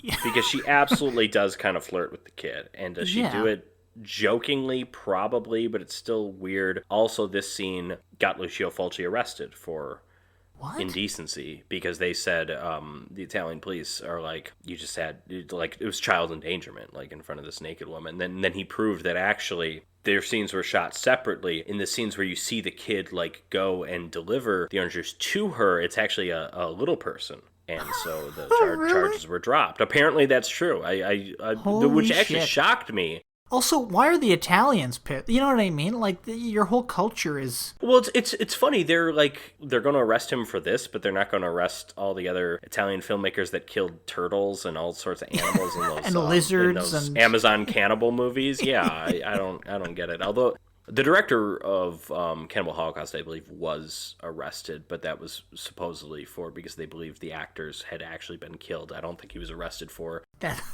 several animals that were killed on the set of that film. But they thought the actors we do see were killed. Animal cruelty very early in this film because someone slingshots a lizard. Yeah. Anyways, so Patrizia, Barbara Boucher, amazing woman. We've seen those tits before, right? Black Belly the Tarantula, just a gorgeous woman, and a very weird character. Bruno, at one time, gets knocked out and goes missing. I forget, was he the one? When we see him get knocked out, because I some of these scenes kind of ran together for me. When we see him knocked out, where was he? Was he in the woods? Outside. Yeah, he was just out of the woods heading towards his house. That's it. Okay, so he's not... Yeah, one of them gets attacked in the woods and had, right before he was attacked, just like kind of hid from some old guy. Yeah, that's But that was different. That was the uncle. The uncle of the witch. Yes. But anyways, he goes missing. Sounds crazy. So there's a massive search going on. It's not a nationwide search. They're searching all around the town, but there's and it's like cops a 4-day search. And military coming in from all over the country, probably. Mm-hmm. We get a little bit it covered in the news. Journalist Andrea Martelli arrives from Rome. He's a big actor. That's Tomas Milian, probably. He made a handful of American films later in his career. He was a bit of a spaghetti western star. He played Django in the movie Django Kill If You Live Shoot, which I remember we kind of laughed about that title in our Django episode, because it's like, what? That's an awesome title. But it's actually an awesome movie. It's basically a horror movie, which is really interesting. Tomas is Cuban, by the way. Yeah, I looked at it. Well, again, this is an Italian film. Obviously, it's an international cast. Barbara Boucher is German. I'm sure most of the actors were Italian or Spanish. The witch is Brazilian. She kind of looks Brazilian. You know what I mean? She also looks Italian. I mean, she could pass for a few things. But yes. yeah, I'm looking at the names in the cast, and there's no one who's like, oh my god, that guy's German or something. It's not like there's George with an S at the end, like the plural form of George. I'm like, oh, that guy's got to be French, and it is. George Wilson plays the uncle. That's a French actor. No Americans in the film, as far as I could tell. No one, at least no one that I knew. But anyways, there is mention of a ransom, and Giuseppe ends up finding the ransom in like some abandoned building, and he's immediately surrounded by like 100 cops, and he's arrested. He obviously insists on his innocence, but he also knows where the body is, and he shows the cops this, and he insists that I found the body and I buried it, but I did not kill the guy. Yeah, which is also tough because earlier Bruno was yelling at the kids, I'm gonna kill you, I'm gonna fucking kill you all. That's right, but I don't think that was like in the middle of the wilderness. Yes, though. I don't think anyone heard that, but yes, he did. So they arrest him, and Andrea, the journalist, is like, well, did you listen to what he said? And they're like, yeah, but he's a crazy guy, of course that. And then as they're interrogating him, the commissioner, anyways, figures it out pretty quickly that Giuseppe didn't kill him, that he was like kind of too dumb to kill him, and that like it was his idea, like after he found the body, to call in for the ransom, like that this was never a kidnapping, there was never a ransom, the kid was just murdered, and then Giuseppe found the body and tried to get money out of it. But what truly exonerates him is the is it Tonino? I think I didn't write down any of the kids' names except for Bruno. Who they find drowned in. Again, we said this movie has the best dummy in film history. This is not it. No. This is that. I remember that shot from. It was like, ugh. It looks awful. Like it's all like bug-eyed and stuff. It looks like a raisin. Yeah, just a drowned body in a very small amount of water. You know, they went full Whitney Houston with that thing. And, we don't see that kid die. They just find him dead. I don't think we even see him go missing. No. And of course, with these Italian movies, especially a video nasty type film, which, like I said, I'm assuming this was, there's so many alternate cuts. As far as I know, I saw like the completed film. I know the film was never released uncut in the Western world, the English-speaking world, until like the late 90s, I think, from Anchor Bay. But I saw the Arrow video. I'm assuming Arrow video put out the Lucio Fulci's True Vision. Arrow does a good job with that kind of stuff, I think, normally.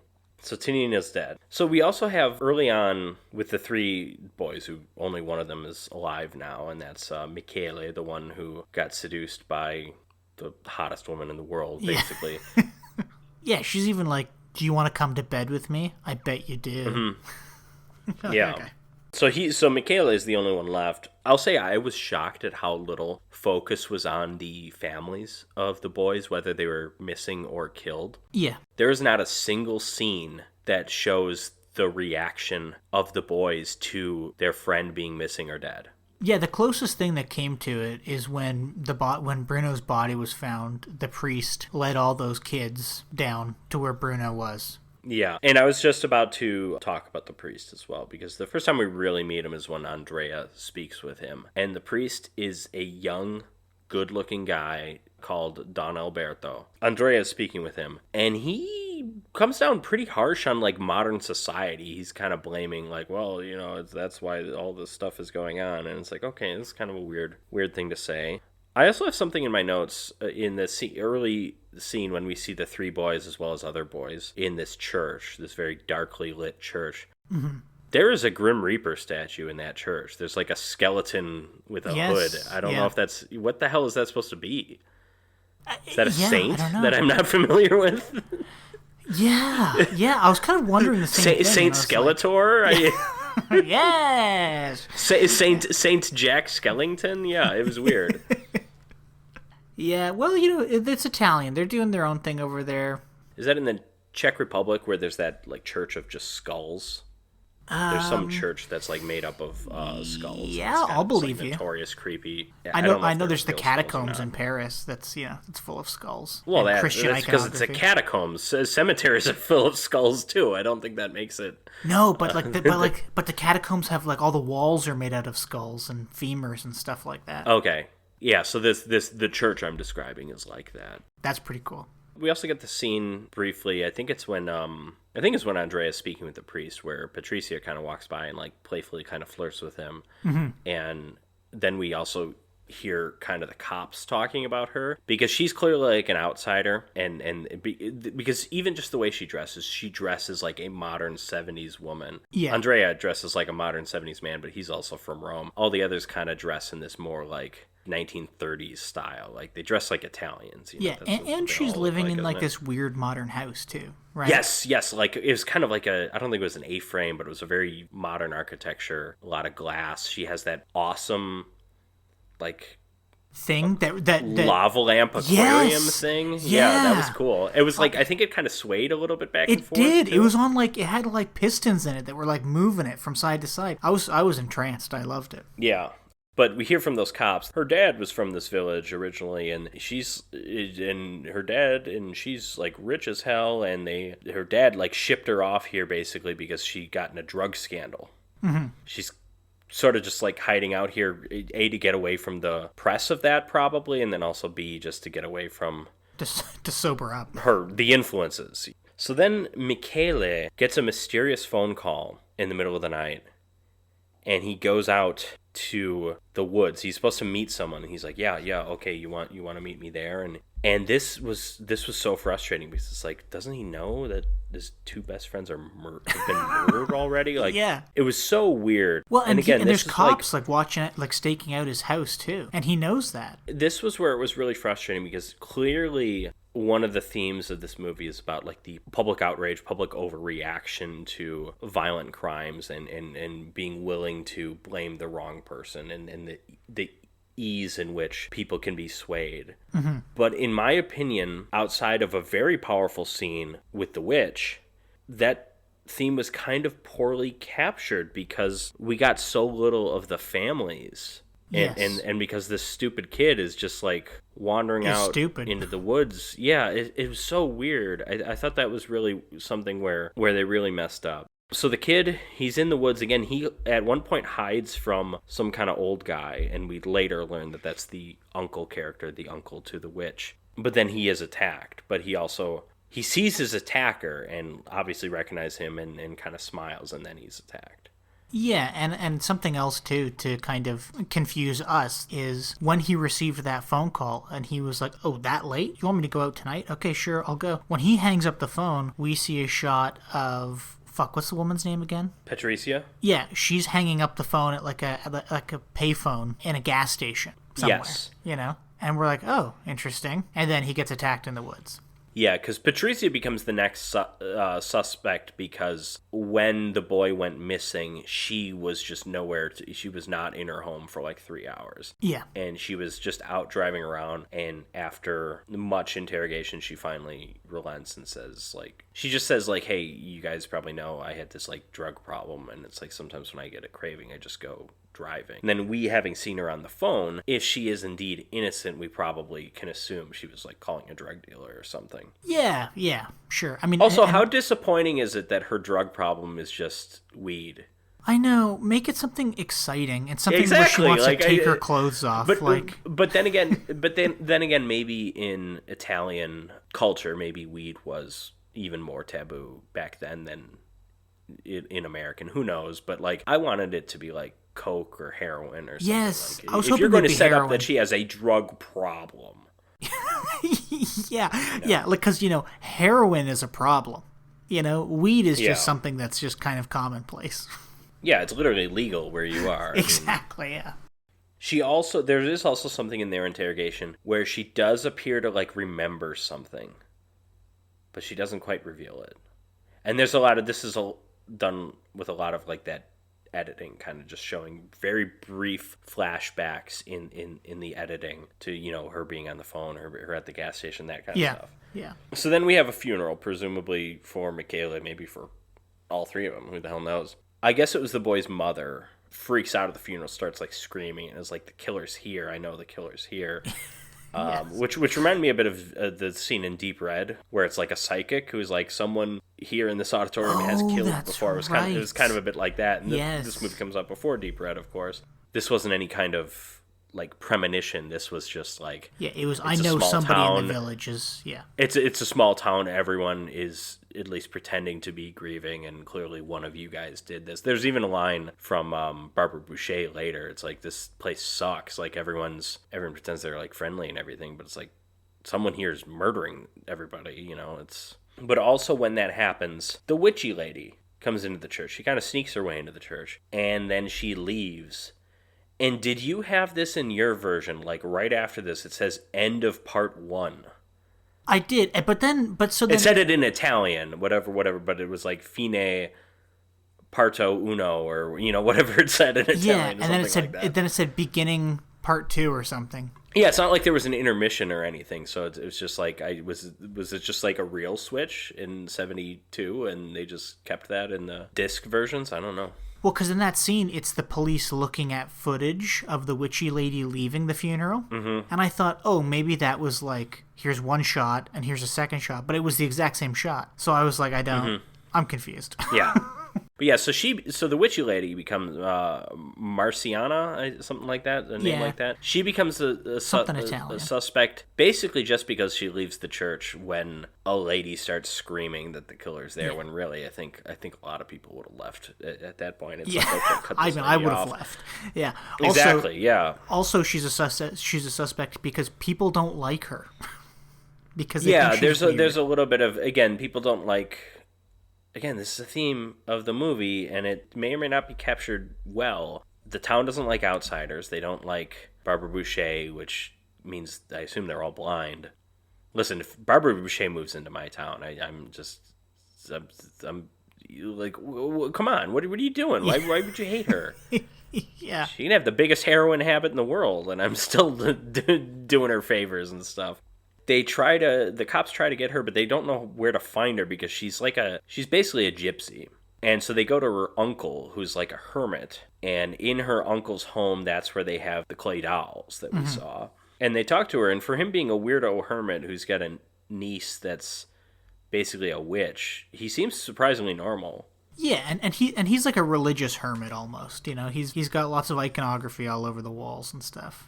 Mm-hmm. Yeah, you're right. He is like a normal guy, and he just kind of talks about his witchy niece as she's like, oh yeah, she's just out and about. I haven't seen her in weeks though, but she's out and about somewhere. So then the police receive an anonymous call that I believe is from Aurelia, who Aurelia is the priest's mother. Yes. They receive an anonymous call saying where you can find her. Before they find her, though, they find evidence of Marciana's incestuous child. There's a skeleton baby that they find. In like a cave. This is a little weird because the first scene in the movie is her digging up a baby skeleton. If this is the same skeleton, it looks a lot bigger. Yeah. But I assume it's the same skeleton because it's like, this is her incestuous baby. This is her incestuous baby with her. Is it with her uncle? That's what they said. Or is it with her? Yeah, okay. So, yeah. So, again, he seems normal, but I guess he's a creep. And that's not really evidence against Marciana unless it's just like, oh, who wouldn't be crazy if they had an uncle like this, maybe. Yeah. But so they arrest her, or they don't arrest her, but they bring her in for questioning. And she admits to it. She's like, yes, I killed the 3 boys. But then when they ask her questions, she doesn't know anything about how they died. And it becomes clear that she thinks she killed them with her voodoo dolls. Yeah, which she had buried in the ground in the same cave where her incest baby that's right. was Yes. dug up. Well, yeah, and then that's the thing. And the reason she killed them with the voodoo dolls is because they were messing around where she buried the baby. And they were rude to her, and, the boys were assholes. Oh, they were totally assholes. I mean, I would have killed them if I lived in that Italian village. There you go. But yeah, so she's let go, but as she's just kind of like walking home, I guess, she goes through this like gate, and then she gets attacked by like 3 or 4 just local people. I don't think we know who any of these guys are. Yes, we do.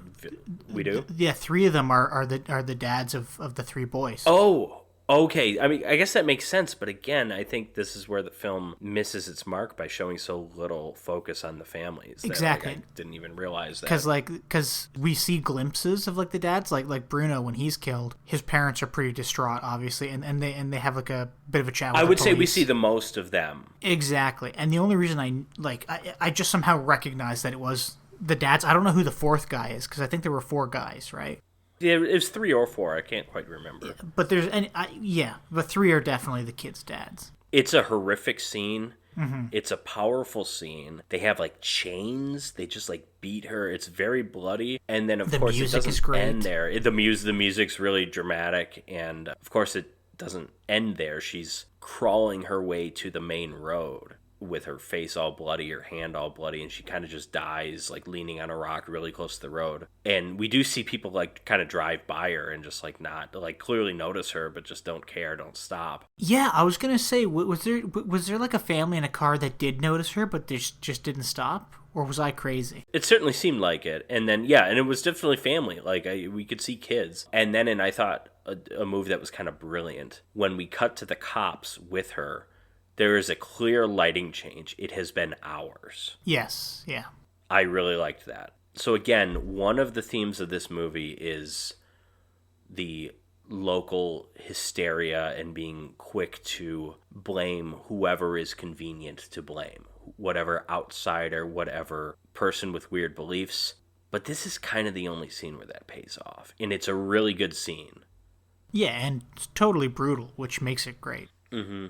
So in kind of I guess kind of like a village square area, Andrea meets Patricia, but Patricia is in the middle of trying to get this little girl, who we later find out is deaf and dumb, and also a retard later on.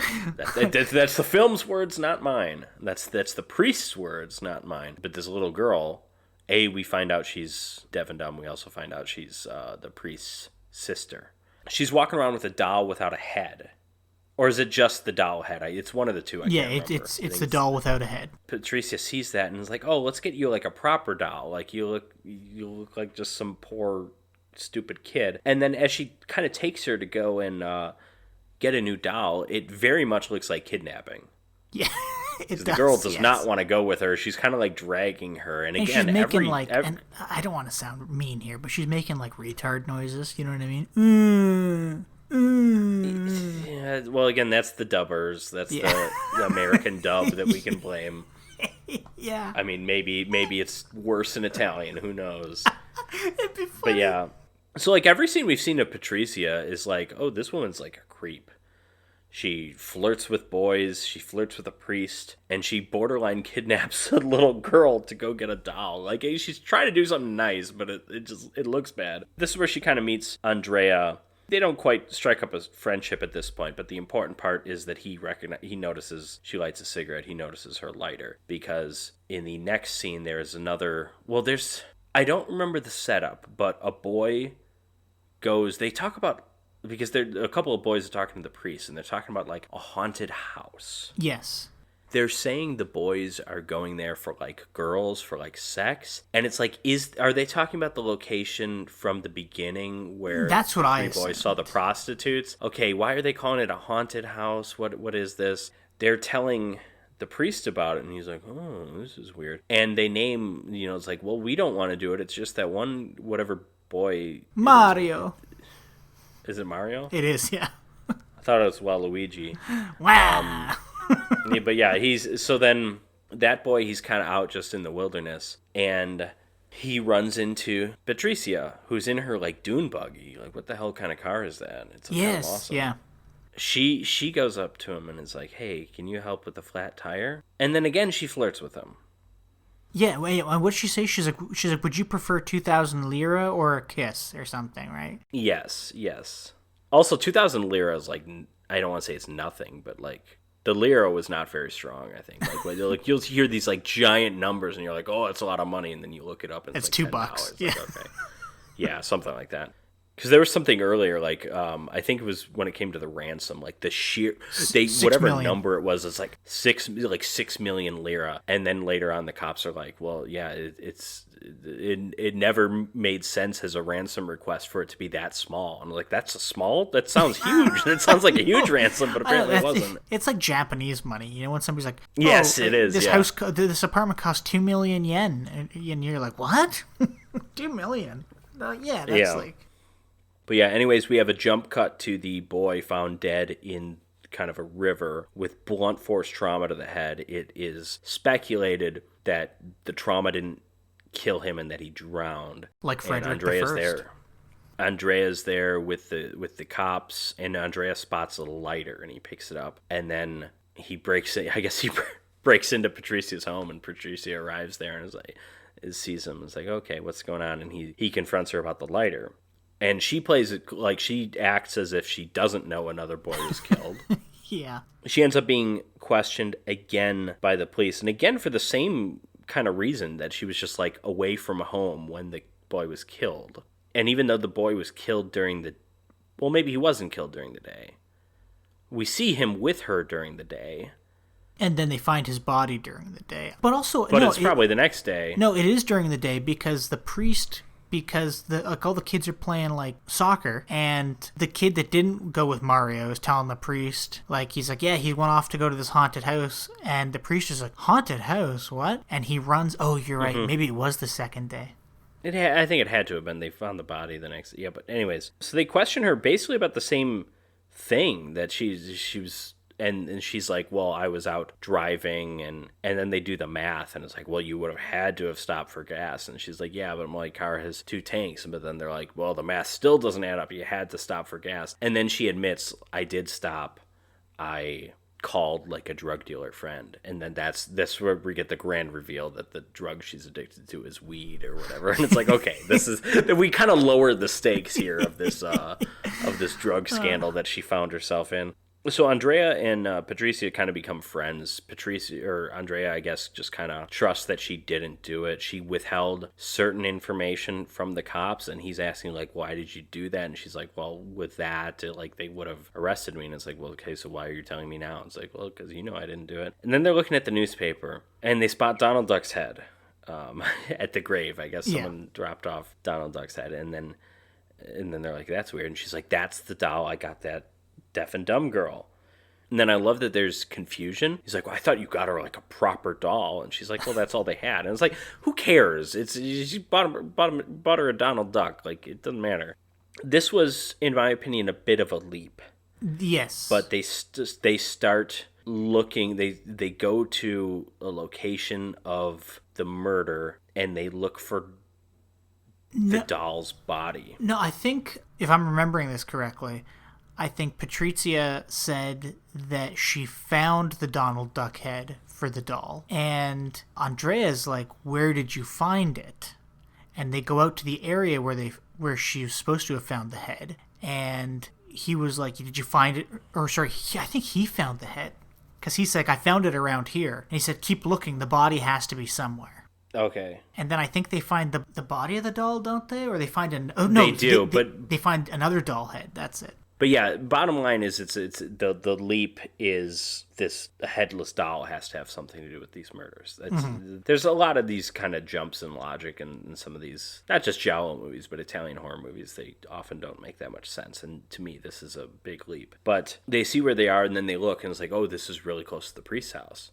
Don Alberto lives with Aurelia, his mother, and the girl, retard. Melvina, the who I haven't named here, but Melvina. And they go in there and they talk to Don Alberto and Melvina, and they're like, they think that she wandered outside the house, saw the murder, saw the boy being strangled, and did the same thing to her doll, but squeezed too hard and the head came off. Yeah. So they're asking Alberto, it's like, do you think she could recognize the killer? And that's where we get the famous line. It's like, well, like if she got to go look at him, sure, she's not an idiot, she's a retard or something. And but then Aurelia interrupts and says, there's just one problem. The doors are always locked from the inside, and it's not because we're worried about burglars or murderers coming through, but we're worried about our retarded daughter getting out and escaping. So then it's like, oh, that couldn't have happened. When they're away from the house, that gets Andrea to think, and Patricia doesn't really buy this idea. She thinks it's like crazy. Mm-hmm. Meanwhile, you're the one looking for the Donald Duck doll. But Andrea thinks like Aurelia's the killer, and when Aurelia was leaving the house, Melvina snuck out behind her. Yeah. Then when the two of them are hanging out and just discussing the case, they get a phone call from Don Alberto asking if Patricia and Melvina stopped by, and she's like, no. And he's like, oh, that's weird, they're missing, and I thought they might have gone to like thank you. And so then our two investigators, it's funny, we have a lot of cops in this movie, but it eventually becomes classic giallo where the investigators are not cops, because it's this journalist and this drug addict, this weed addict, I guess. Yeah, but it's also funny because like you have like these cops, like one of them's down from, I want to say it's Rome, but it's probably not, but like one guy's like dressed smartly and he seems to be very intelligent, and like they seem to be like on top of it all, right? They're like, it's not Giuseppe, he didn't do it, and it's not they're not bad investigators, but the movie just forgets about them eventually. Andrea and Patricia head out, they drive up the mountains, they're looking for Aurelia, who they think has taken Melvina and is going to go kill her. Why do they go to the mountains? I don't remember. I don't know if the film says it. But I mean, at some point when they're driving up the mountains, they ask a guy on a horse, like, have you seen Aurelia? And he's like, yeah, she went up there or whatever. So Aurelia takes Melvina into this, like, old rocky cottage. It looked like the Luke Skywalker. Yes, yeah. It's like a monk's Jedi hovel. temple in Ireland. Yeah, exactly. But before those two can get there, and they eventually have to get out of their car because there's no viable roads when they're that high up the mountain. But before they can get there, Don Alberto shows up. And it looks like he's interrupting Aurelia about to strangle her daughter, Melvina. Mm-hmm. But then when the two arrive, they see Alberto leaving the cottage with Melvina. And they're confused, and then Aurelia comes out of the building and is screaming and says he's going to kill her. Bum, bum, bum, the twist. Yes, and as Don Alberto is walking his sister over to like a cliff's edge to throw her off, we do get these kinds of like, in this game, I think it's some flashbacks of like him playing soccer with the kids. But yes, it's all about how he wants to save them from the sins of the modern world, and he's actually sending them to heaven by killing them. It's like if they grow up, they're only going to be more corrupted, and it's thin, but it is a motivation. You know, I've seen a lot dumber motivation in giallo movies, quite frankly. Yeah, and there's a neat scene in like the flashback thing where like you see one of the murdered kids walking away from the confessional booth, and you're like, oh yes, that's right. And you're like, oh, is this where he's hearing it all? You know, oh, Father, forgive me for I've sinned. I watched two fat whores fuck two farmers. Yeah, not the most attractive ladies. You know? No, and then he's like, "Oh my god, I gotta kill this kid. He's already sinned so much in his short little life. You can't sin anymore." I was slingshotting a lizard. I was insulting a gypsy. Yeah, all that stuff. Exactly. I was making fun of Giuseppe. Giuseppe's a big baby. Giuseppe's a big baby.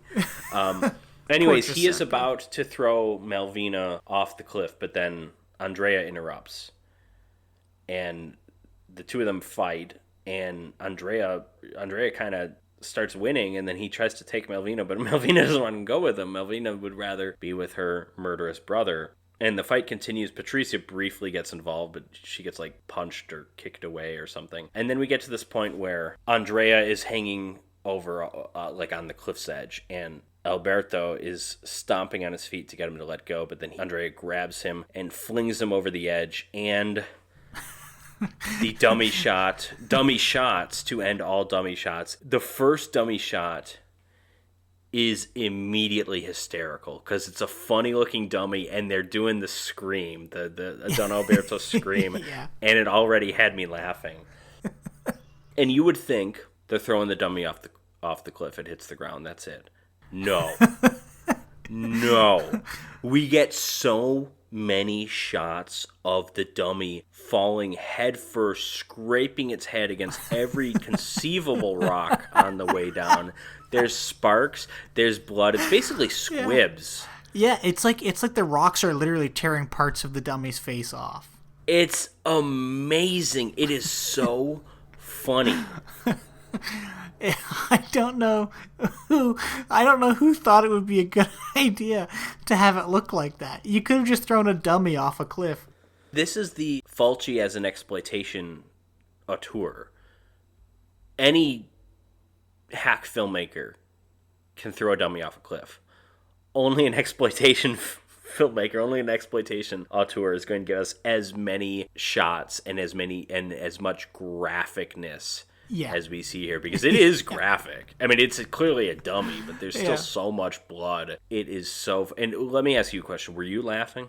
Oh, 100%, yeah. From the first shot of the dummy. Yeah, the first shot is probably the funniest. But then it like becomes funnier with the excess. But and it keeps cutting back to it too. Like it'll cut away because I think this is the part that it's actually showing the ideas that the priest had to save the kids. So it's showing all these cutaways, and then it comes back to a dummy just getting its face scraped off. Amazing stuff. Just perfect. And then the way it lands. Yes, the way it lands is funny too. The abruptness of its landing. This scene, I'm fairly certain they're not going for comedy, but it's just amazing, and it is quite funny. Yeah, it's just unfortunate. I disagree. I mean, it's very fortunate. I mean, you can tell they tried hard. You know what I mean? Yes. But it did not work out. And that's pretty much the end of the movie. There, I think there might be a little bit more about, like, how he tried to save them from sin at the end, but that's essentially the end of the movie. So, Jim, what did you think of Don't Torture a Duckling? I really enjoyed this movie. It's pretty great. It's a lot of fun. Yeah, and it's like a great, mystery thriller kind of thing. Obviously, Barbara Boucher, fantastic. I liked the whole story. I liked all the twists and turns. I'll also say that I think this movie succeeds where a lot of other giallos don't. A lot of giallos do the, like, every character is so kind of crazy and so out there that they could be the killer, but then they all kind of feel like red herrings. Yeah. This movie sets up about like 3 or 4 characters as being giant weirdos, and for stretches of the movie you're like, yeah, it could be that guy, or like, Patricia for much of the movie. I thought the scene that really made Patricia a worthy subject, I mean, we see her we see her, flirting with the boys and stuff, and it's like, okay, she's weird. Yeah. But that scene when she was borderline kidnapping the little girl to go get a Donald Duck doll, I'm like, oh, yeah, she could easily be the killer. Yes. There's the witchy lady, I thought the setup of Giuseppe was well done. And I like the explanation, too, of Giuseppe, is that, like, yeah, he did find the body, and he did call the ransom to try and get money out of it. Like, I thought that was really neat. Because it's like this first scene where we meet the person who is the killer. He does play his hand a little too much when he starts, like, kind of blaming society. Yeah. I thought that's a little weird, but it's like there are so many characters that are conceivably set up as suspects, you can kind of easily forget that. And Aurelia, we never really, in my opinion, get that plausible of a explanation for why she could have been the killer. There's something about like, the church was taking away her son's devotion to her, and that's why like everyone who was killed was a parishioner. And it's like, well, the entire town's a parishioner, I'm pretty sure. But but also, like, remember she did the anonymous phone call that got the cops to track down Interested in the Marciana? witch, Was she yeah. trying to get the cops off of her? Like, that could have been something too. Yeah, and even to It's a well done. It's a better mystery film than most of the really good giallos I've seen. I love giallos. A lot of them are really good, really great horror movies. A lot of them are bad mystery films. This one is one of the better mystery films, I think. Yeah, this one just kind of delivers. It's firing on all cylinders. I don't think, again, I think the whole kind of way that they wind up being drawn to the priest's house is a little suspect. I mean, it doesn't. That's really the make only. sense. That's and it's unfortunate too that it's the title. But the stuff with the beheaded dolls and the Donald Duck doll is the stuff that really doesn't work that well, in my opinion. Yeah, as far as I'm concerned, that's really the only part that doesn't work well. But they paid so much attention to just details and stuff. Like there's a scene where Andrea's going over to Barbara Boucher's place, and she has a book of witchcraft on a bookshelf, and he picks it up, and he's flipping through it, and you're like, fuck, what if she's I know the witch lady's already dead and she's been discounted, but what if she is actually crazy, and she is also into this shit? Maybe it wasn't just her hand, the crazy witch lady's hands that we were seeing throughout the movie. Maybe it was actually hers, and she was bearing these little clay dolls somewhere else. It's just stuff like that. It was just great.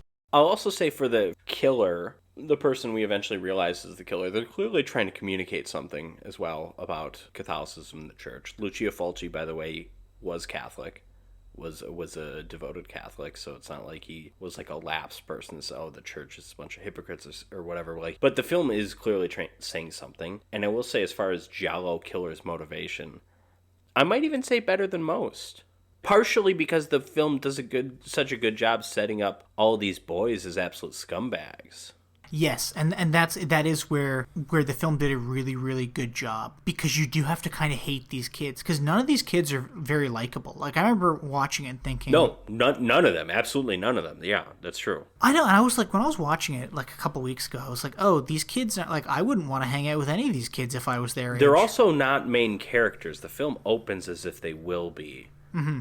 And it kills them off almost immediately. Or it kills off Bruno immediately. And then the complaint I have is that when it kills off the first kid, the other two kids disappear, even before they're actually killed. Again, we do see one of them, literally, I think we never see again. Yes. The next time we see him, he's just the dummy. Whitney Houston dummy. And then the third one does get the phone call. That's all we see of the kids. I would have liked to have seen more, especially, again, this film clearly going for the theme of vigilante justice and people being quick to point the finger at whoever's convenient.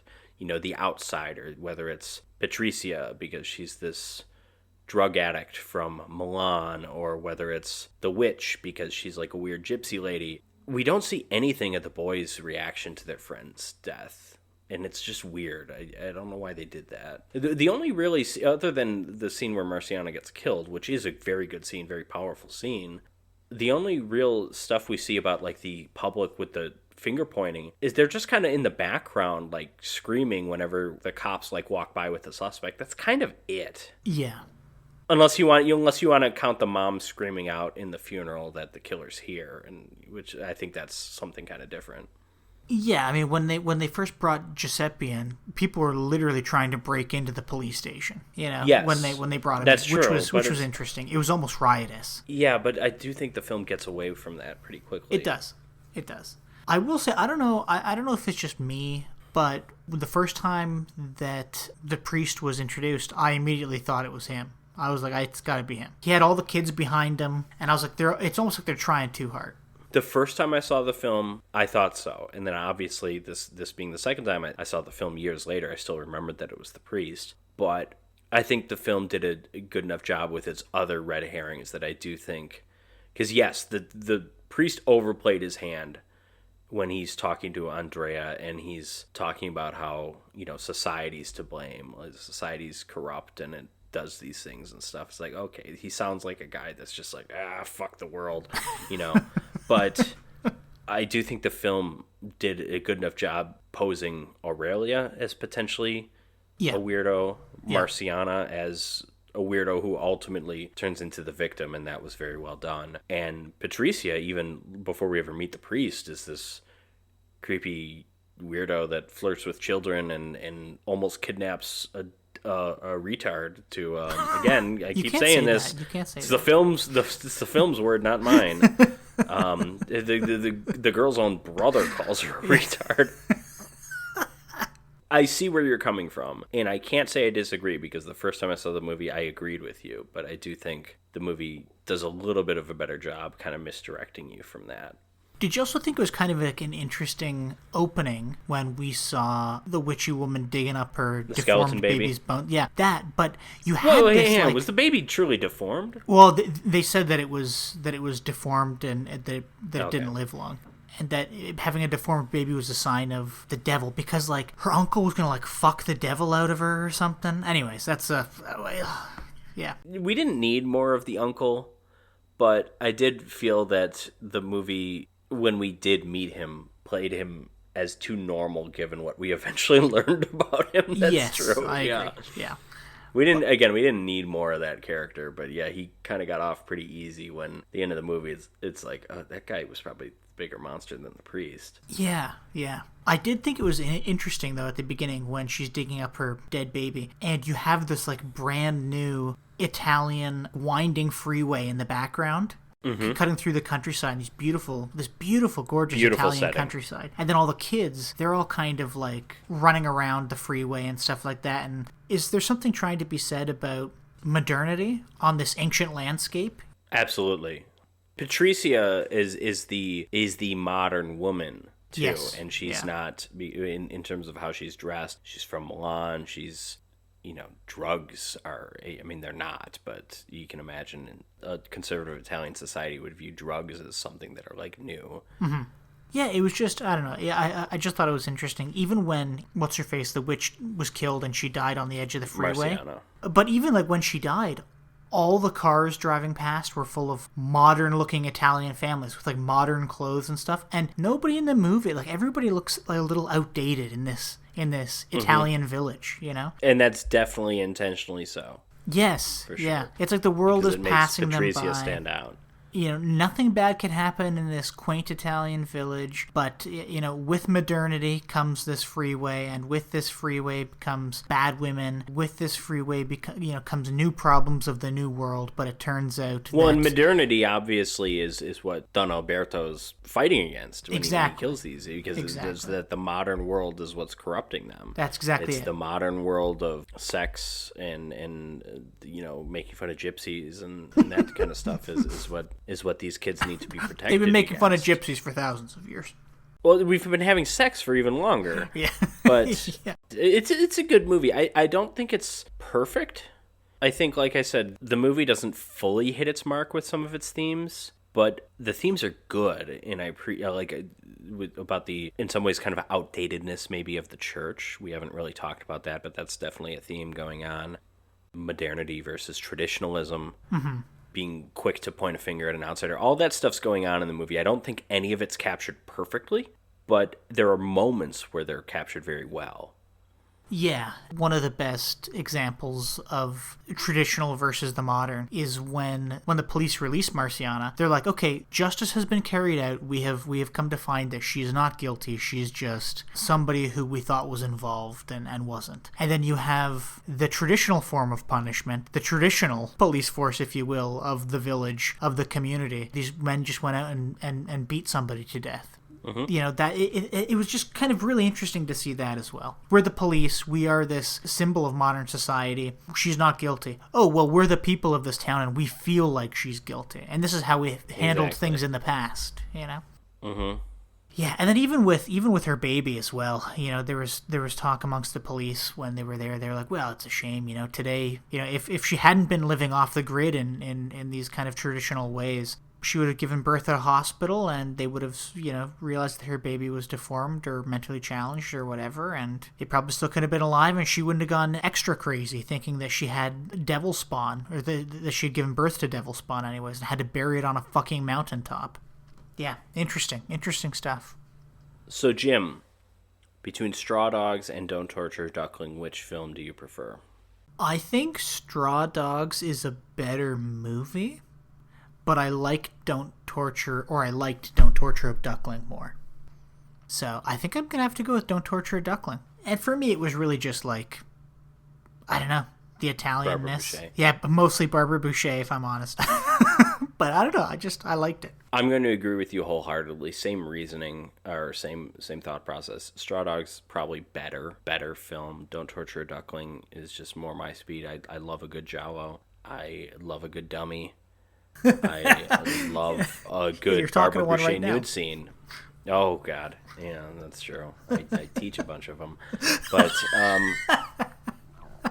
yeah, they're both good movies. And to carry into our, does this make for a good double feature? I'm going to lead off with, I think this makes for an amazing one. Of course. We have similar themes of not liking outsiders, of mob justice. Yes, yeah. Of excessive and controversial violence for the time. Similar settings even. This is like perfect. This is like one of the best double features we've had, and they're both very good movies too. Yeah, even, I mean, like, I'm not going to assume that Marciana was raped by her uncle, but she might have been. There's that theme, too, to share. I mean, I'm going to assume it was. I don't think a lot of nieces consent to that kind of thing. Okay. Yeah, I think this might be one of the most interesting double features we've had, mostly because I didn't know anything about either movie, and I didn't think sitting down that these two were going to kind of mesh so well together, and then they did, almost perfectly as far as I'm concerned. For sure. And so, what we are doing next time... What are we doing next? I'm going to have to practice a Michael Caine impression because Jim has said I have a good one and he's wrong. No. So I have to either practice or just make you look like an idiot because it's terrible. But we've got Ari Palmer himself. We've got the Ipcris File, the original Ari Palmer film. Kind of the anti-James Bond in a lot of ways. The Cockney James Bond. And we have Invaders from Mars, the 50s sci-fi classic that I've seen a couple times. So Ipcris File and Invaders from Mars. Wow, both I movies. Do you think they're going to line up as well as these two did? What? Both what movies? I movies begin with the letter I. They do, but... So what? Like, if you're talking both eye movies... First of all, we saw a Lucio Fulci film. Lucio Fulci, huge on eye trauma. And I don't believe there was any, there's no eye stabbing in this movie anyways. And there's actually, in House by the Cemetery, it was my speculation that there was eye gouging that was cut from the film because there was a very excessive death scene. And when they showed the dead body being dragged, it looked like one of the eyes poked through. Yes. Why did they cut that? They didn't cut anything else from the movie, but yeah. I listen. Not to answer your dumbass question, but I'm looking forward to both these movies. They're both good. I've seen them both in a while for both. So yeah, join us, Ipcris File and Invaders from Mars, and we're gonna compare our awful Michael Caine impressions and have to see who does a better one. No, not me.